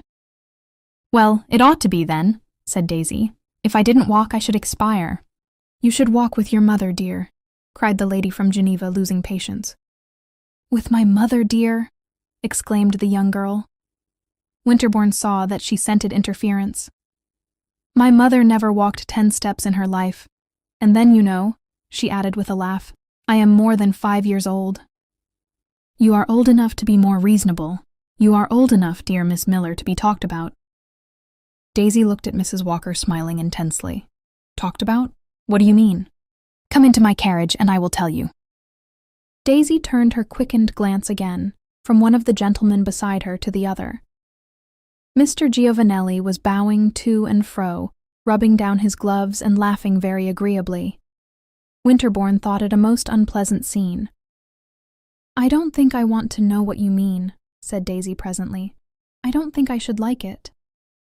Winterbourne wished that Mrs. Walker would tuck in her carriage rug and drive away, but this lady did not enjoy being defied, as she afterward told him. Should you prefer being thought a very reckless girl? She demanded. Gracious! Exclaimed Daisy. She looked again at Mr. Giovanelli, then she turned to Winterbourne. There was a little pink flush in her cheek. She was tremendously pretty. Does Mr. Winterbourne think, she asked slowly, smiling, throwing back her head, and glancing at him from head to foot, that, to save my reputation, I ought to get into the carriage? Winterbourne colored. For an instant he hesitated greatly. It seemed so strange to hear her speak that way of her reputation. But he himself, in fact, must speak in accordance with gallantry. The finest gallantry here was simply to tell her the truth. And the truth for Winterbourne, as the few indications I have been able to give have made him known to the reader, was that Daisy Miller should take Mrs. Walker's advice. He looked at her exquisite prettiness, and then he said very gently, I think you should get into the carriage. Daisy gave a violent laugh. I never heard anything so stiff. If this is improper, Mrs. Walker, she pursued, then I am all improper, and you must give me up. Goodbye. I hope you'll have a lovely ride. And with Mr. Giovanelli, who made a triumphantly obsequious salute, she turned away. Mrs. Walker sat looking after her, and there were tears in Mrs. Walker's eyes. Get in here, sir, she said to Winterbourne, indicating the place beside her. The young man answered that he felt bound to accompany Miss Miller, whereupon Mrs. Walker declared that if he refused her this favor, she would never speak to him again. She was evidently in earnest. Winterbourne overtook Daisy and her companion, and, offering the young girl his hand, told her that Mrs. Walker had made an imperious claim upon his society. He expected that in answer she would say something rather free, something to commit herself still further to that recklessness from which Mrs. Walker had so charitably endeavored to dissuade her. But she only shook his hand, hardly looking at him, while Mr. Giovanelli bade him farewell with a too emphatic flourish of the hat. Winterbourne was not in the best possible humor as he took his seat in Mrs. Walker's Victoria. That was not clever of you, he said candidly, while the vehicle mingled again with the throng of carriages. In such a case, his companion answered, I don't wish to be clever. I wish to be earnest. Well, your earnestness has only offended her and put her off. It has happened very well, said Mrs. Walker. If she is so perfectly determined to compromise herself, the sooner one knows it, the better. One can act accordingly. I suspect she meant no harm, Winterbourne rejoined. So I thought a month ago. But she's been going too far. What has she been doing? Everything that is not done here. Flirting with any man she could pick up. Sitting in corners with mysterious Italians. Dancing all the evening with the same partners. Receiving visits at 11 o'clock at night. Her mother goes away when visitors come. But her brother, said Winterbourne, laughing, sits up till midnight. He must be edified by what he sees. I'm told that at their hotel everyone is talking about her, and that a smile goes round among all the servants when a gentleman comes and asks for Miss Miller. The servants be hanged, said Winterbourne angrily. The poor girl's only fault, he presently added, is that she is very uncultivated. She is naturally indelicate, Mrs. Walker declared. Take that example this morning. How long had you known her at Vevey? A couple of days. Fancy, then, her making it a personal matter that you should have left the place. Winterbourne was silent for some moments. Then he said, I suspect, Mrs. Walker, that you and I have lived too long at Geneva." And he added a request that she should inform him with what particular design she had made him enter her carriage. "I wish to beg you to cease your relations with Miss Miller, not to flirt with her, to give her no further opportunity to expose herself, to let her alone, in short." "I'm afraid I can't do that," said Winterbourne. "I like her extremely." "All the more reason that you shouldn't help her to make a scandal." "There shall be nothing scandalous in my attentions to her." "There certainly will be in the way she takes them." "But I have said what I had on my conscience," Mrs. Walker pursued. "If you wish to rejoin the young lady, I will put you down. Here, by the way, you have a chance." The carriage was traversing that part of the Pincian garden that overhangs the wall of Rome and overlooks the beautiful Villa Borghese. It is bordered by a large parapet, near which there are several seats. One of the seats at a distance was occupied by a gentleman and a lady, toward whom Mrs. Walker gave a toss of her head. At the same moment these persons rose and walked toward the parapet. Winterbourne had asked the coachman to stop. He now descended from the carriage. His companion looked at him a moment in silence. Then, while he raised his hat, she drove majestically away. Winterbourne stood there. He had turned his eyes toward Daisy and her cavalier. They evidently saw no one. They were too deeply occupied with each other. When they reached the low garden wall, they stood a moment looking off at the great flat-topped pine clusters of the Villa Borghese. Then Giovanelli seated himself familiarly upon the broad ledge of the wall. The western sun in the opposite sky sent out a brilliant shaft through a couple of cloud bars, whereupon Daisy's companion took her parasol out of her hands and opened it. She came a little nearer, and he held the parasol over her. Then, still holding it, he let it rest upon her shoulder, so that both of their heads were hidden from Winterbourne. This young man lingered a moment, then he began to walk. But he walked, not toward the couple with the parasol, toward the residence of his aunt, Mrs. Costello. He flattered himself on the following day that there was no smiling among the servants when he at least asked for Mrs. Miller at her hotel. This lady and her daughter, however, were not at home, and on the next day after, repeating his visit, Winterbourne again had the misfortune not to find them. Mrs. Walker's party took place on the evening of the third day, and in spite of the frigidity of his last interview with the hostess, Winterbourne was among the guests. Mrs. Walker was one of those American ladies who, while residing abroad, make a point, in their own phrase, of studying European society, and she had on this occasion collected several specimens of her diversely born fellow mortals to serve, as it were, as textbooks. When Winterbourne arrived, Daisy Miller was not there, but in a few moments he saw her mother come in alone, very shyly and ruefully. Mrs. Miller's hair above her exposed-looking temples was more frizzled than ever. As she approached Mrs. Walker, Winterbourne also drew near. "You see, I've come all alone," said poor Mrs. Miller. "I'm so frightened. I don't know what to do. It's the first time I've ever been to a party alone, especially in this country. I wanted to bring Randolph or Eugenio or someone, but Daisy just pushed me off by myself. I ain't used to going round alone." "And does not your daughter intend to favor us with her society?" demanded Mrs. Walker impressively. "Well, Daisy's all dressed," said Mrs. Miller with that accent of the dispassionate, if not of the philosophic historian with which she always recorded the current incidents of her daughter's career. "She got dressed on purpose before dinner, but she's got a friend of hers there, that gentleman, the Italian, that she wanted to bring. They've got going at the piano. It seems as if they couldn't leave off. Mr. Giovanelli sings splendidly. But I guess they'll come before very long," concluded Mrs. Miller hopefully. "I'm sorry she should come in that way," said Mrs. Walker. "Well, I told her that there was no use in her getting dressed before dinner if she was going to wait 3 hours, responded Daisy's mamma. "I didn't see the use of her putting on such a dress as that to sit round with Mr. Giovanelli." "This is most horrible," said Mrs. Walker, turning away and addressing herself to Winterbourne. "Elle s'affiche. It's her revenge for my having ventured to remonstrate with her. When she comes, I shall not speak to her." Daisy came after 11 o'clock, but she was not, on such an occasion, a young lady to wait to be spoken to. She rustled forward in radiant loveliness, smiling and chattering, carrying a large bouquet, and attended by Mr. Giovanelli. Everyone stopped talking and turned and looked at her. She came straight to Mrs. Walker. "I'm afraid you thought I never was coming, so I sent Mother off to tell you. I wanted to make Mr. Giovanelli practice some things before he came. You know he sings beautifully, and I want you to ask him to sing. This is Mr. Giovanelli. You know I introduced him to you. He's got the most lovely voice, and he knows the most charming set of songs. I made him go over them this evening on purpose. We had the greatest time at the hotel." Of all this, Daisy delivered herself with the sweetest, brightest audibleness, looking now at her hostess and now round the room, while she gave a series of little pats, round her shoulders to the edges of her dress. "Is there anyone I know?" she asked. "I think everyone knows you," said Mrs. Walker pregnantly, and she gave a very cursory greeting to Mr. Giovanelli. This gentleman bore himself gallantly. He smiled and bowed and showed his white teeth.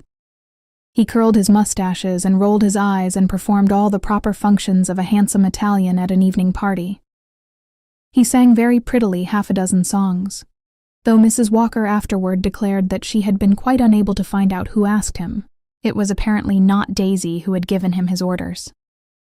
Daisy sat at a distance from the piano, and though she had publicly, as it were, professed a high admiration for his singing, talked, not inaudibly, while it was going on. "It's a pity these rooms are so small we can't dance," she said to Winterbourne, as if she had seen him 5 minutes before. "I am not sorry we can't dance," Winterbourne answered. "I don't dance." "Of course you don't dance, you're too stiff," said Miss Daisy. "I hope you enjoyed your drive with Mrs. Walker." "No, I didn't enjoy it. I preferred walking with you." "We paired off. That was much better," said Daisy. "But did you ever hear anything so cool as Mrs. Walker's wanting me to get into her carriage and drop poor Mr. Giovanelli, and under the pretext that it was proper? People have different ideas. It would have been most unkind. He had been talking about that walk for 10 days. "He should not have talked about it at all," said Winterbourne. "He would never have proposed to a young lady of this country to walk about the streets with him." "About the streets?" cried Daisy with her pretty stare. "Where, then, would he have proposed to her to walk? The Pincio is not the streets either, and I, thank goodness, am not a young lady of this country. The young ladies of this country have a dreadfully poky time of it so far as I can learn. I don't see why I should change my habits for them." "I am afraid your habits are those of a flirt," said Winterbourne gravely. "Of course they are," she cried, giving him her little smiling stare again. "I'm a fearful, frightful flirt. Did you ever hear of a nice girl that was not? But I suppose you will tell me now that I am not a nice girl." "You're a very nice girl, but I wish you would flirt with me, and me only," said Winterbourne. "Ah, thank you. Thank you very much. You are the last man I should think of flirting with. As I have had the pleasure of informing you, you are too stiff." "You say that too often," said Winterbourne. Daisy gave a delighted laugh. "If I could have the sweet hope of making you angry, I should say it again." "Don't do that. When I'm angry, I'm stiffer than ever. But if you won't flirt with me, do cease at least to flirt with your friend at the piano. They don't understand that sort of thing here." "I thought they understood nothing else," exclaimed Daisy. "Not in young unmarried women. It seems to me much more proper in young unmarried women than in old married ones," Daisy declared. "Well," said Winterbourne, "when you deal with natives, you must go by the custom of the place. Flirting is a purely American custom. It doesn't exist here. So when you show yourself in public with Mr. Giovanelli, and without your mother—" "Gracious poor mother," interposed Daisy. "Though you may be flirting, Mr. Giovanelli is not. He means something else." "He isn't preaching, at any rate," said Daisy with vivacity. "And if you want very much to know, we are neither of us flirting. We are too good friends for that. We are very intimate friends." "Ah," rejoined Winterbourne, "if you are in love with each other, it is another affair." She had allowed him up to this point to talk so frankly that he had no expectation of shocking her by this ejaculation. But she immediately got up, blushing visibly, and leaving him to exclaim mentally that little American flirts were the queerest creatures in the world. "Mr. Giovanelli, at least," she said, giving her interlocutor a single glance, "never says such very disagreeable things to me." Winterbourne was bewildered. He stood staring. Mr. Giovanelli had finished singing. He left the piano and came over to Daisy. "Won't you come into the other room and have some tea?" he asked, bending before her with his ornamental smile. Daisy turned to Winterbourne, beginning to smile again. He was still more perplexed, for this inconsequent smile made nothing clear, though it seemed to prove, indeed, that she had a sweetness and softness that reverted instinctively to the pardon of offenses. "It has never occurred to Mr. Winterbourne to offer me any tea," she said with her little tormenting manner. "I have offered you advice," Winterbourne rejoined. "I prefer weak tea," cried Daisy, and she went off with the brilliant Giovanelli. She sat with him in the adjoining room, in the embrasure of the window, for the rest of the evening. There was an interesting performance at the piano, but neither of these young people gave heed to it. When Daisy came to take leave of Mrs. Walker, this lady conscientiously repaired the weakness of which she had been guilty at the moment of the young girl's arrival. She turned her back straight upon Miss Miller and left her to depart with what grace she might. Winterbourne was standing near the door. He saw it all. Daisy turned very pale and looked at her mother, but Mrs. Miller was humbly unconscious of any violation of the usual social forms. She appeared indeed to have felt an incongruous impulse to draw attention to her own striking observance of them. "Good night, Mrs. Walker," she said. "We've had a beautiful evening. You see, if I let Daisy come to parties without me, I don't want her to go away without me." Daisy turned away, looking with a pale, grave face at the circle near the door. Winterbourne saw that, for the first moment, she was too much shocked and puzzled even for indignation. He on his side was greatly touched. "That was very cruel," he said to Mrs. Walker. "She never enters my drawing-room again," replied his hostess. Since Winterbourne was not to meet her in Mrs. Walker's drawing-room, he went as often as possible to Mrs. Miller's hotel. The ladies were rarely at home, but when he found them, the devoted Giovanelli was always present. Very often the brilliant little Roman was in the drawing-room with Daisy alone, Mrs. Miller being apparently constantly of the opinion that discretion is the better part of surveillance. Winterbourne noted, at first with surprise, that Daisy on these occasions was never embarrassed or annoyed by his own entrance. But he very presently began to feel that she had no more surprises for him. The unexpected in her behavior was the only thing to expect. She showed no displeasure at her tête-à-tête with Giovanelli being interrupted. She could chatter as freshly and freely with two gentlemen as with one. There was always, in her conversation, the same odd mixture of audacity and puerility. Winterbourne remarked to himself that if she was seriously interested in Giovanelli, it was very singular that she should not take more trouble to preserve the sanctity of their interviews. And he liked her the more for her innocent-looking indifference and her apparently inexhaustible good humor. He could hardly have said why, but she seemed to him a girl who would never be jealous. At the risk of exciting a somewhat derisive smile on the reader's part, I may affirm that with regard to the women who had hitherto interested him, it very often seemed to Winterbourne among the possibilities that, given certain contingencies, he should be afraid, literally afraid of these ladies. He had a pleasant sense that he should never be afraid of Daisy Miller. It must be added that this sentiment was not altogether flattering to Daisy. It was part of his conviction, or rather of his apprehension, that she would prove a very light young person. But she was evidently very much interested in Giovanelli. She looked at him whenever he spoke. She was perpetually telling him to do this and to do that. She was constantly chaffing and abusing him. She appeared completely to have forgotten that Winterbourne had said anything to displease her at Mrs. Walker's little party. One Sunday afternoon, having gone to St. Peter's with his aunt, Winterbourne perceived Daisy strolling about the great church in company with the inevitable Giovanelli. Presently he pointed out the young girl and her cavalier to Mrs. Costello. This lady looked at them a moment through her eyeglass, and then she said, "That's what makes you so pensive in these days, eh?" "I had not the least idea I was pensive," said the young man. "You are very much preoccupied. You are thinking of something." "And what is it," he asked, "that you accuse me of thinking of?" "Of that young lady's, Miss Baker's, Miss Chandler's, what's her name? Miss Miller's intrigue with that little barber's block." "Do you call it an intrigue?" Winterbourne asked. "An affair that goes on with such peculiar publicity?" "That's their folly," said Mrs. Costello. "It's not their merit." "No," rejoined Winterbourne, with something of that pensiveness to which his aunt had alluded. "I don't believe that there is anything to be called an intrigue. I have heard a dozen people speak of it, They say she is quite carried away by him." "They are certainly very intimate," said Winterbourne. Mrs. Costello inspected the young couple again with her optical instrument. "He is very handsome. One easily sees how it is. She thinks him the most elegant man in the world, the finest gentleman. She has never seen anything like him. He is better even than the courier. It was the courier probably who introduced him, and if he succeeds in marrying the young lady, the courier will come in for a magnificent commission." "I don't believe she thinks of marrying him," said Winterbourne, "and I don't believe he hopes to marry her." "You may be very sure she thinks of nothing.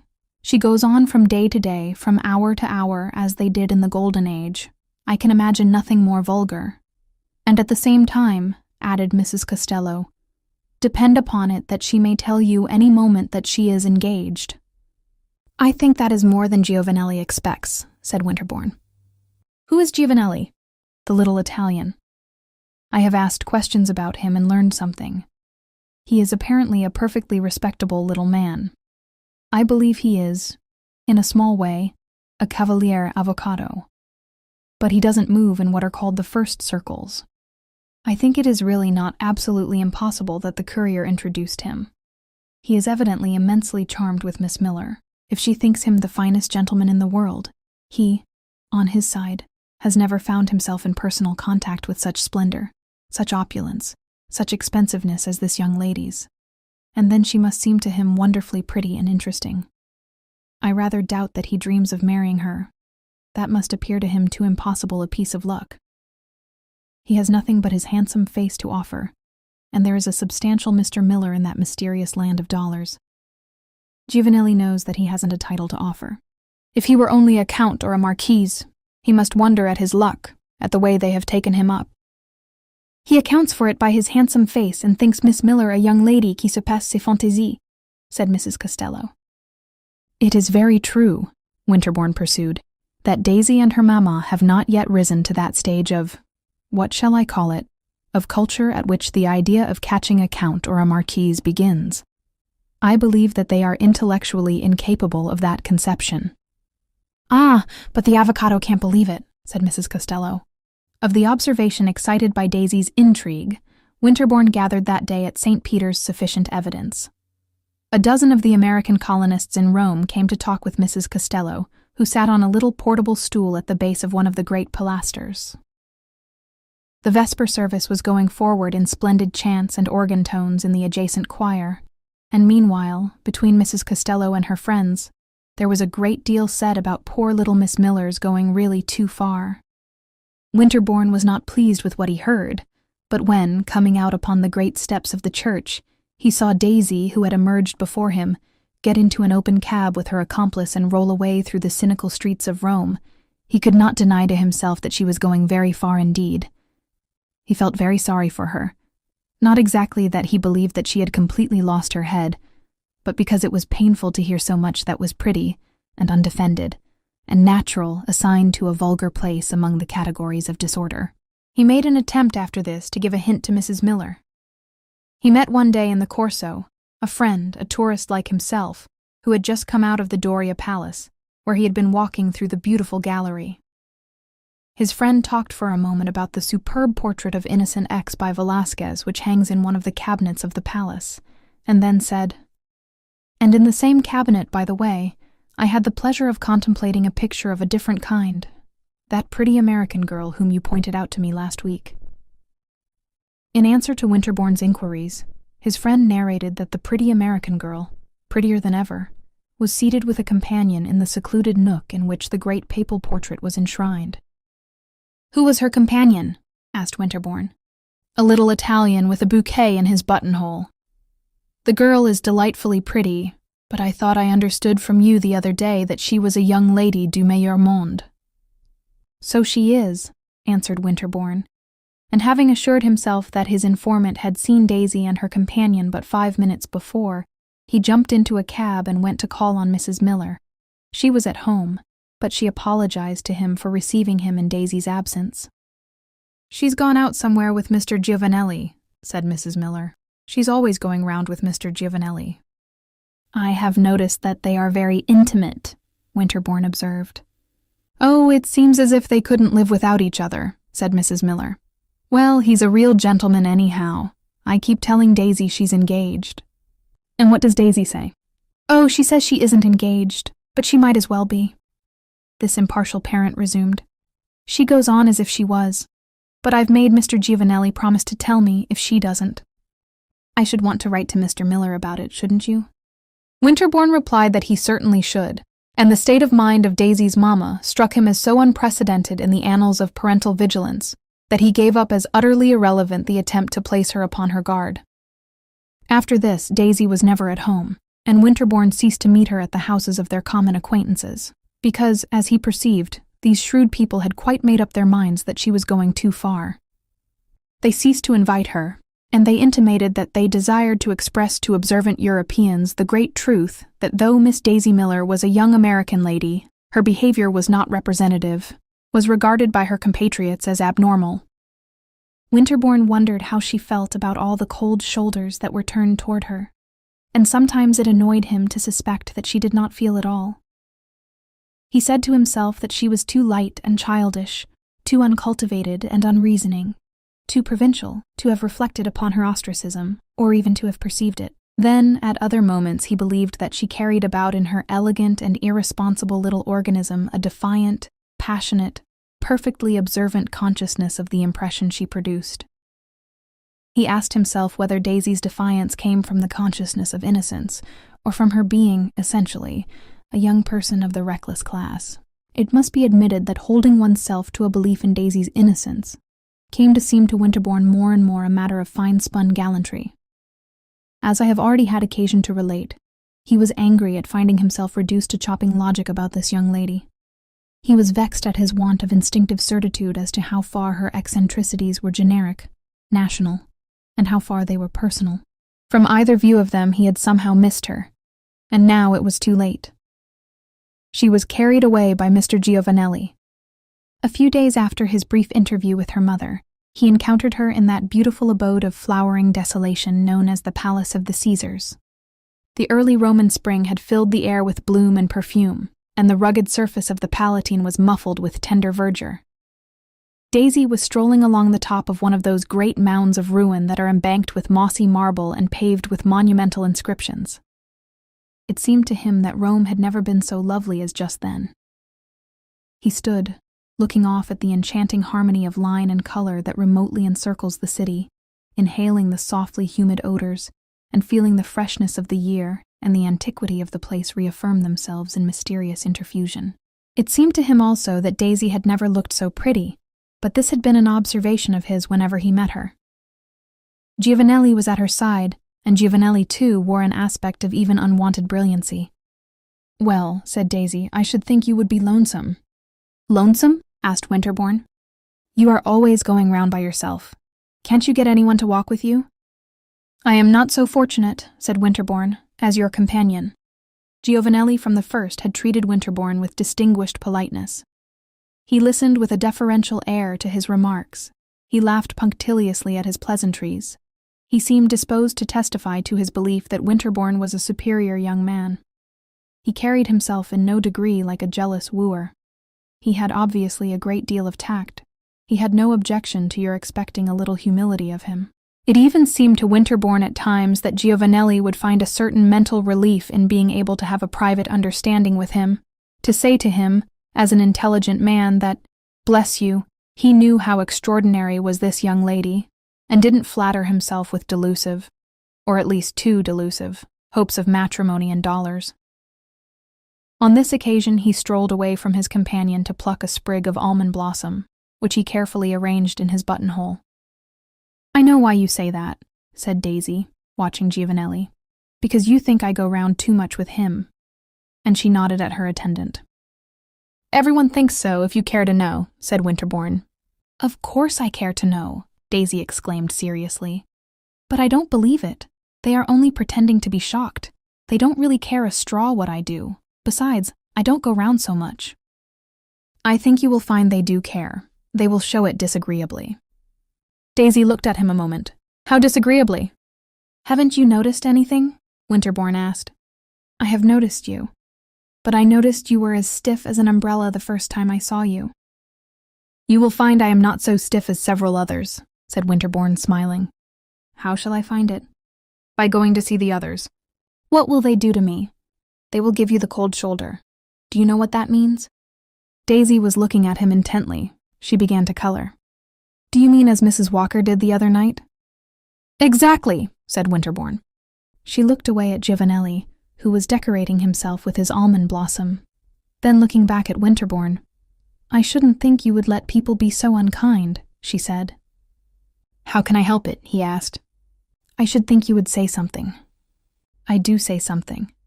And he paused a moment. "I say that your mother tells me that she believes you are engaged." "Well, she does," said Daisy very simply. Winterbourne began to laugh. "And does Randolph believe it?" he asked. "I guess Randolph doesn't believe anything," said Daisy. Randolph's skepticism excited Winterbourne to further hilarity, and he observed that Giovanelli was coming back to them. Daisy, observing it too, addressed herself again to her countryman. "Since you have mentioned it," she said, "I am engaged." Winterbourne looked at her. He had stopped laughing. "You don't believe," she added. He was silent a moment, and then, "Yes, I believe it," he said. "Oh, no, you don't," she answered. "Well, then, I am not." The young girl and her cicerone were on their way to the gate of the enclosure, so that Winterbourne, who had but lately entered, presently took leave of them. A week afterward, he went to dine at a beautiful villa on the Caelian Hill, and on arriving, dismissed his hired vehicle. The evening was charming, and he promised himself the satisfaction of walking home beneath the Arch of Constantine and past the vaguely lighted monuments of the Forum. There was a waning moon in the sky, and her radiance was not brilliant, but she was veiled in a thin cloud curtain which seemed to diffuse and equalize it. When, on his return from the villa, it was 11 o'clock. Winterbourne approached the dusky circle of the Colosseum. It recurred to him, as a lover of the picturesque, that the interior, in the pale moonshine, would be well worth a glance. He turned aside and walked to one of the empty arches, near which, as he observed, an open carriage, one of the little Roman street cabs, was stationed. Then he passed in, among the cavernous shadows of the great structure, and emerged upon the clear and silent arena. The place had never seemed to him more impressive. One half of the gigantic circus was in deep shade, the other was sleeping in the luminous dusk. As he stood there, he began to murmur Byron's famous lines out of Manfred. But before he had finished his quotation, he remembered that if nocturnal meditations in the Colosseum are recommended by the poets, they are deprecated by the doctors. The historic atmosphere was there, certainly, but the historic atmosphere, scientifically considered, was no better than a villainous miasma. Winterbourne walked to the middle of the arena to take a more general glance, intending thereafter to make a hasty retreat. The great cross in the center was covered with shadow. It was only as he drew near it that he made it out distinctly. Then he saw that 2 persons were stationed upon the low steps which formed its base. One of these was a woman, seated. Her companion was standing in front of her. Presently the sound of the woman's voice came to him distinctly in the warm night air.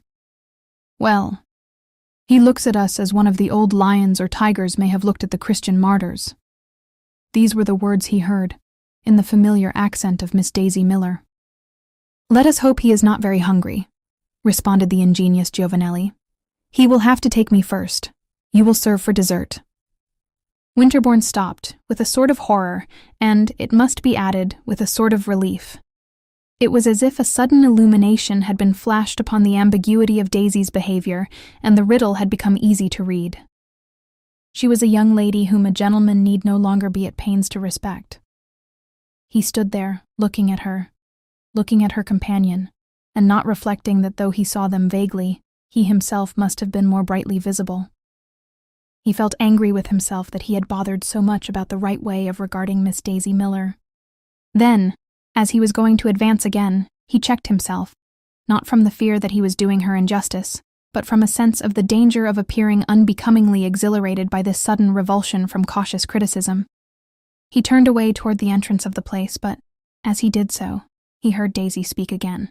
"Why, it was Mr. Winterbourne. He saw me and he cuts me." What a clever little reprobate she was, and how smartly she played at injured innocence. But he wouldn't cut her.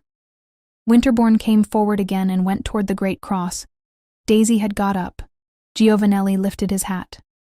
Winterbourne had now begun to think simply of the craziness, from a sanitary point of view, of a delicate young girl lounging away the evening in this nest of malaria. What if she were a clever little reprobate? That was no reason for her dying of the perniciosa. "How long have you been here?" he asked almost brutally. Daisy, lovely in the flattering moonlight, looked at him a moment. Then, "All the evening," she answered gently. "I never saw anything so pretty. I am afraid," said Winterbourne, "that you will not think Roman fever very pretty. This is the way people catch it. I wonder," he added, turning to Giovanelli, "that you, a native Roman, should countenance such a terrible indiscretion." "Ah," said the handsome native, "for myself I am not afraid. Neither am I for you. I am speaking for this young lady." Giovanelli lifted his well-shaped eyebrows and showed his brilliant teeth. But he took Winterbourne's rebuke with docility. "I told the signorina it was a grave indiscretion, but when was the signorina ever prudent?" "I never was sick, and I don't mean to be," the signorina declared. "I don't look like much, but I'm healthy. I was bound to see the Colosseum by moonlight. I shouldn't have wanted to go home without that. And we have had the most beautiful time, haven't we, Mr. Giovanelli? If there has been any danger, Eugenio can give me some pills. He has got some splendid pills." "I should advise you," said Winterbourne, "to drive home as fast as possible and take one." "What you say is very wise," Giovanelli rejoined. "I will go and make sure the carriage is at hand," and he went forward rapidly. Daisy followed with Winterbourne. He kept looking at her. She seemed not in the least embarrassed. Winterbourne said nothing. Daisy chattered about the beauty of the place. "Well, I have seen the Colosseum by moonlight," she exclaimed. "That's one good thing."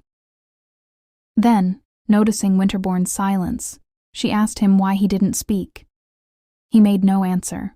He only began to laugh. They passed under one of the dark archways. Giovanelli was in front with the carriage. Here Daisy stopped a moment, looking at the young American. "Did you believe I was engaged the other day?" she asked. "It doesn't matter what I believed the other day," said Winterbourne, still laughing. "Well, what do you believe now?" "I believe that it makes very little difference whether you are engaged or not." He felt the young girl's pretty eyes fixed upon him through the thick gloom of the archway. She was apparently going to answer, but Giovanelli hurried her forward. "Quick, quick," he said. "If we get in by midnight, we are quite safe." Daisy took her seat in the carriage, and the fortunate Italian placed himself beside her.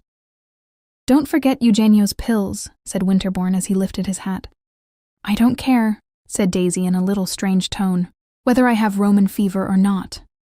Upon this, the cab driver cracked his whip, and they rolled away over the desultory patches of the antique pavement. Winterbourne, to do him justice, as it were, mentioned to no one that he had encountered Miss Miller, at midnight, in the Colosseum with a gentleman. But nevertheless, a couple of days later, the fact of her having been there under these circumstances was known to every member of the little American circle, and commented accordingly. Winterbourne reflected that they had of course known it at the hotel, and that, after Daisy's return, there had been an exchange of remarks between the porter and the cab driver. But the young man was conscious at the same moment that it had ceased to be a matter of serious regret to him that the little American flirt should be talked about by low-minded menials. These people, a day or two later, had serious information to give. The little American flirt was alarmingly ill. Winterbourne, when the rumor came to him, immediately went to the hotel for more news. He found that 2 or 3 charitable friends had preceded him, and that they were being entertained in Mrs. Miller's salon by Randolph. "It's going round at night," said Randolph.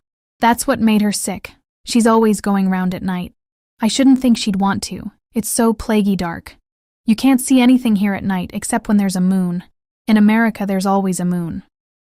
Mrs. Miller was invisible. She was now, at least, giving her daughter the advantage of her society. It was evident that Daisy was dangerously ill. Winterbourne went often to ask for news of her, and once he saw Mrs. Miller, who, though deeply alarmed, was, rather to his surprise, perfectly composed, and, as it appeared, a most efficient and judicious nurse. She talked a good deal about Dr. Davis, but Winterbourne paid her the compliment of saying to himself that she was not, after all, such a monstrous goose. "Daisy spoke of you the other day," she said to him. "Half the time she doesn't know what she's saying, but that time I think she did. She gave me a message she told me to tell you. She told me to tell you that she never was engaged to that handsome Italian. I am sure I am very glad. Mr. Giovanelli hasn't been near us since she was taken ill. I thought he was so much of a gentleman, but I don't call that very polite. A lady told me that he was afraid I was angry with him for taking Daisy round at night. Well, so I am, but I suppose he knows I'm a lady. I would scorn to scold him. Anyway, she says she's not engaged. I don't know why she wanted you to know, but she said to me 3 times, 'Mind you tell Mr. Winterbourne.' And then she told me to ask if you remembered the time you went to that castle in Switzerland, but I said I wouldn't give any such messages as that. Only, if she is not engaged, I'm sure I'm glad to know it. But, as Winterbourne had said, it mattered very little. A week after this, the poor girl died. It had been a terrible case of the fever. Daisy's grave was in the little Protestant cemetery, in an angle of the wall of Imperial Rome, beneath the cypresses and the thick spring flowers. Winterbourne stood there beside it, with a number of other mourners, a number larger than the scandal excited by the young lady's career would have led you to expect. Near him stood Giovanelli, who came nearer still before Winterbourne turned away. Giovanelli was very pale. On this occasion he had no flower in his buttonhole. He seemed to wish to say something. At last he said, "She was the most beautiful young lady I ever saw, and the most amiable." And then he added in a moment, "And she was the most innocent." Winterbourne looked at him and presently repeated his words. "And the most innocent?" "The most innocent." Winterbourne felt sore and angry. "Why the devil?" he asked. "Did you take her to that fatal place?" Mr. Giovanelli's urbanity was apparently imperturbable. He looked on the ground a moment, and then he said, "For myself I had no fear, and she wanted to go." "That was no reason," Winterbourne declared. The subtle Roman again dropped his eyes. "If she had lived, I should have got nothing. She would never have married me, I am sure." "She would never have married you?" "For a moment I hoped so, but no, I'm sure." Winterbourne listened to him. He stood staring at the raw protuberance among the April daisies. When he turned away again, Mr. Giovanelli, with his light, slow step, had retired. Winterbourne almost immediately left Rome, but the following summer he again met his aunt, Mrs. Costello, at Vevey. Mrs. Costello was fond of Vevey. In the interval, Winterbourne had often thought of Daisy Miller and her mystifying manners. One day he spoke of her to his aunt, said it was on his conscience that he had done her injustice. "I am sure I don't know," said Mrs. Costello. "How did your injustice affect her?" "She sent me a message before her death which I didn't understand at the time, but I have understood it since. She would have appreciated one's esteem." "Is that a modest way," asked Mrs. Costello, "of saying that she would have reciprocated one's affection?" Winterbourne offered no answer to this question, but he presently said, "You were right in that remark that you made last summer. I was booked to make a mistake. I have lived too long in foreign parts." Nevertheless, he went back to live at Geneva, whence there continued to come the most contradictory accounts of his motives of sojourn. A report that he is studying hard, an intimation that he is much interested in a very clever foreign lady. This concludes the end of the story. Thank you for listening to Classic Audiobooks Library. To hear more free stories like this, be sure to subscribe and turn on notifications. We hope you'll join us again for more timeless stories and original works. Until next time.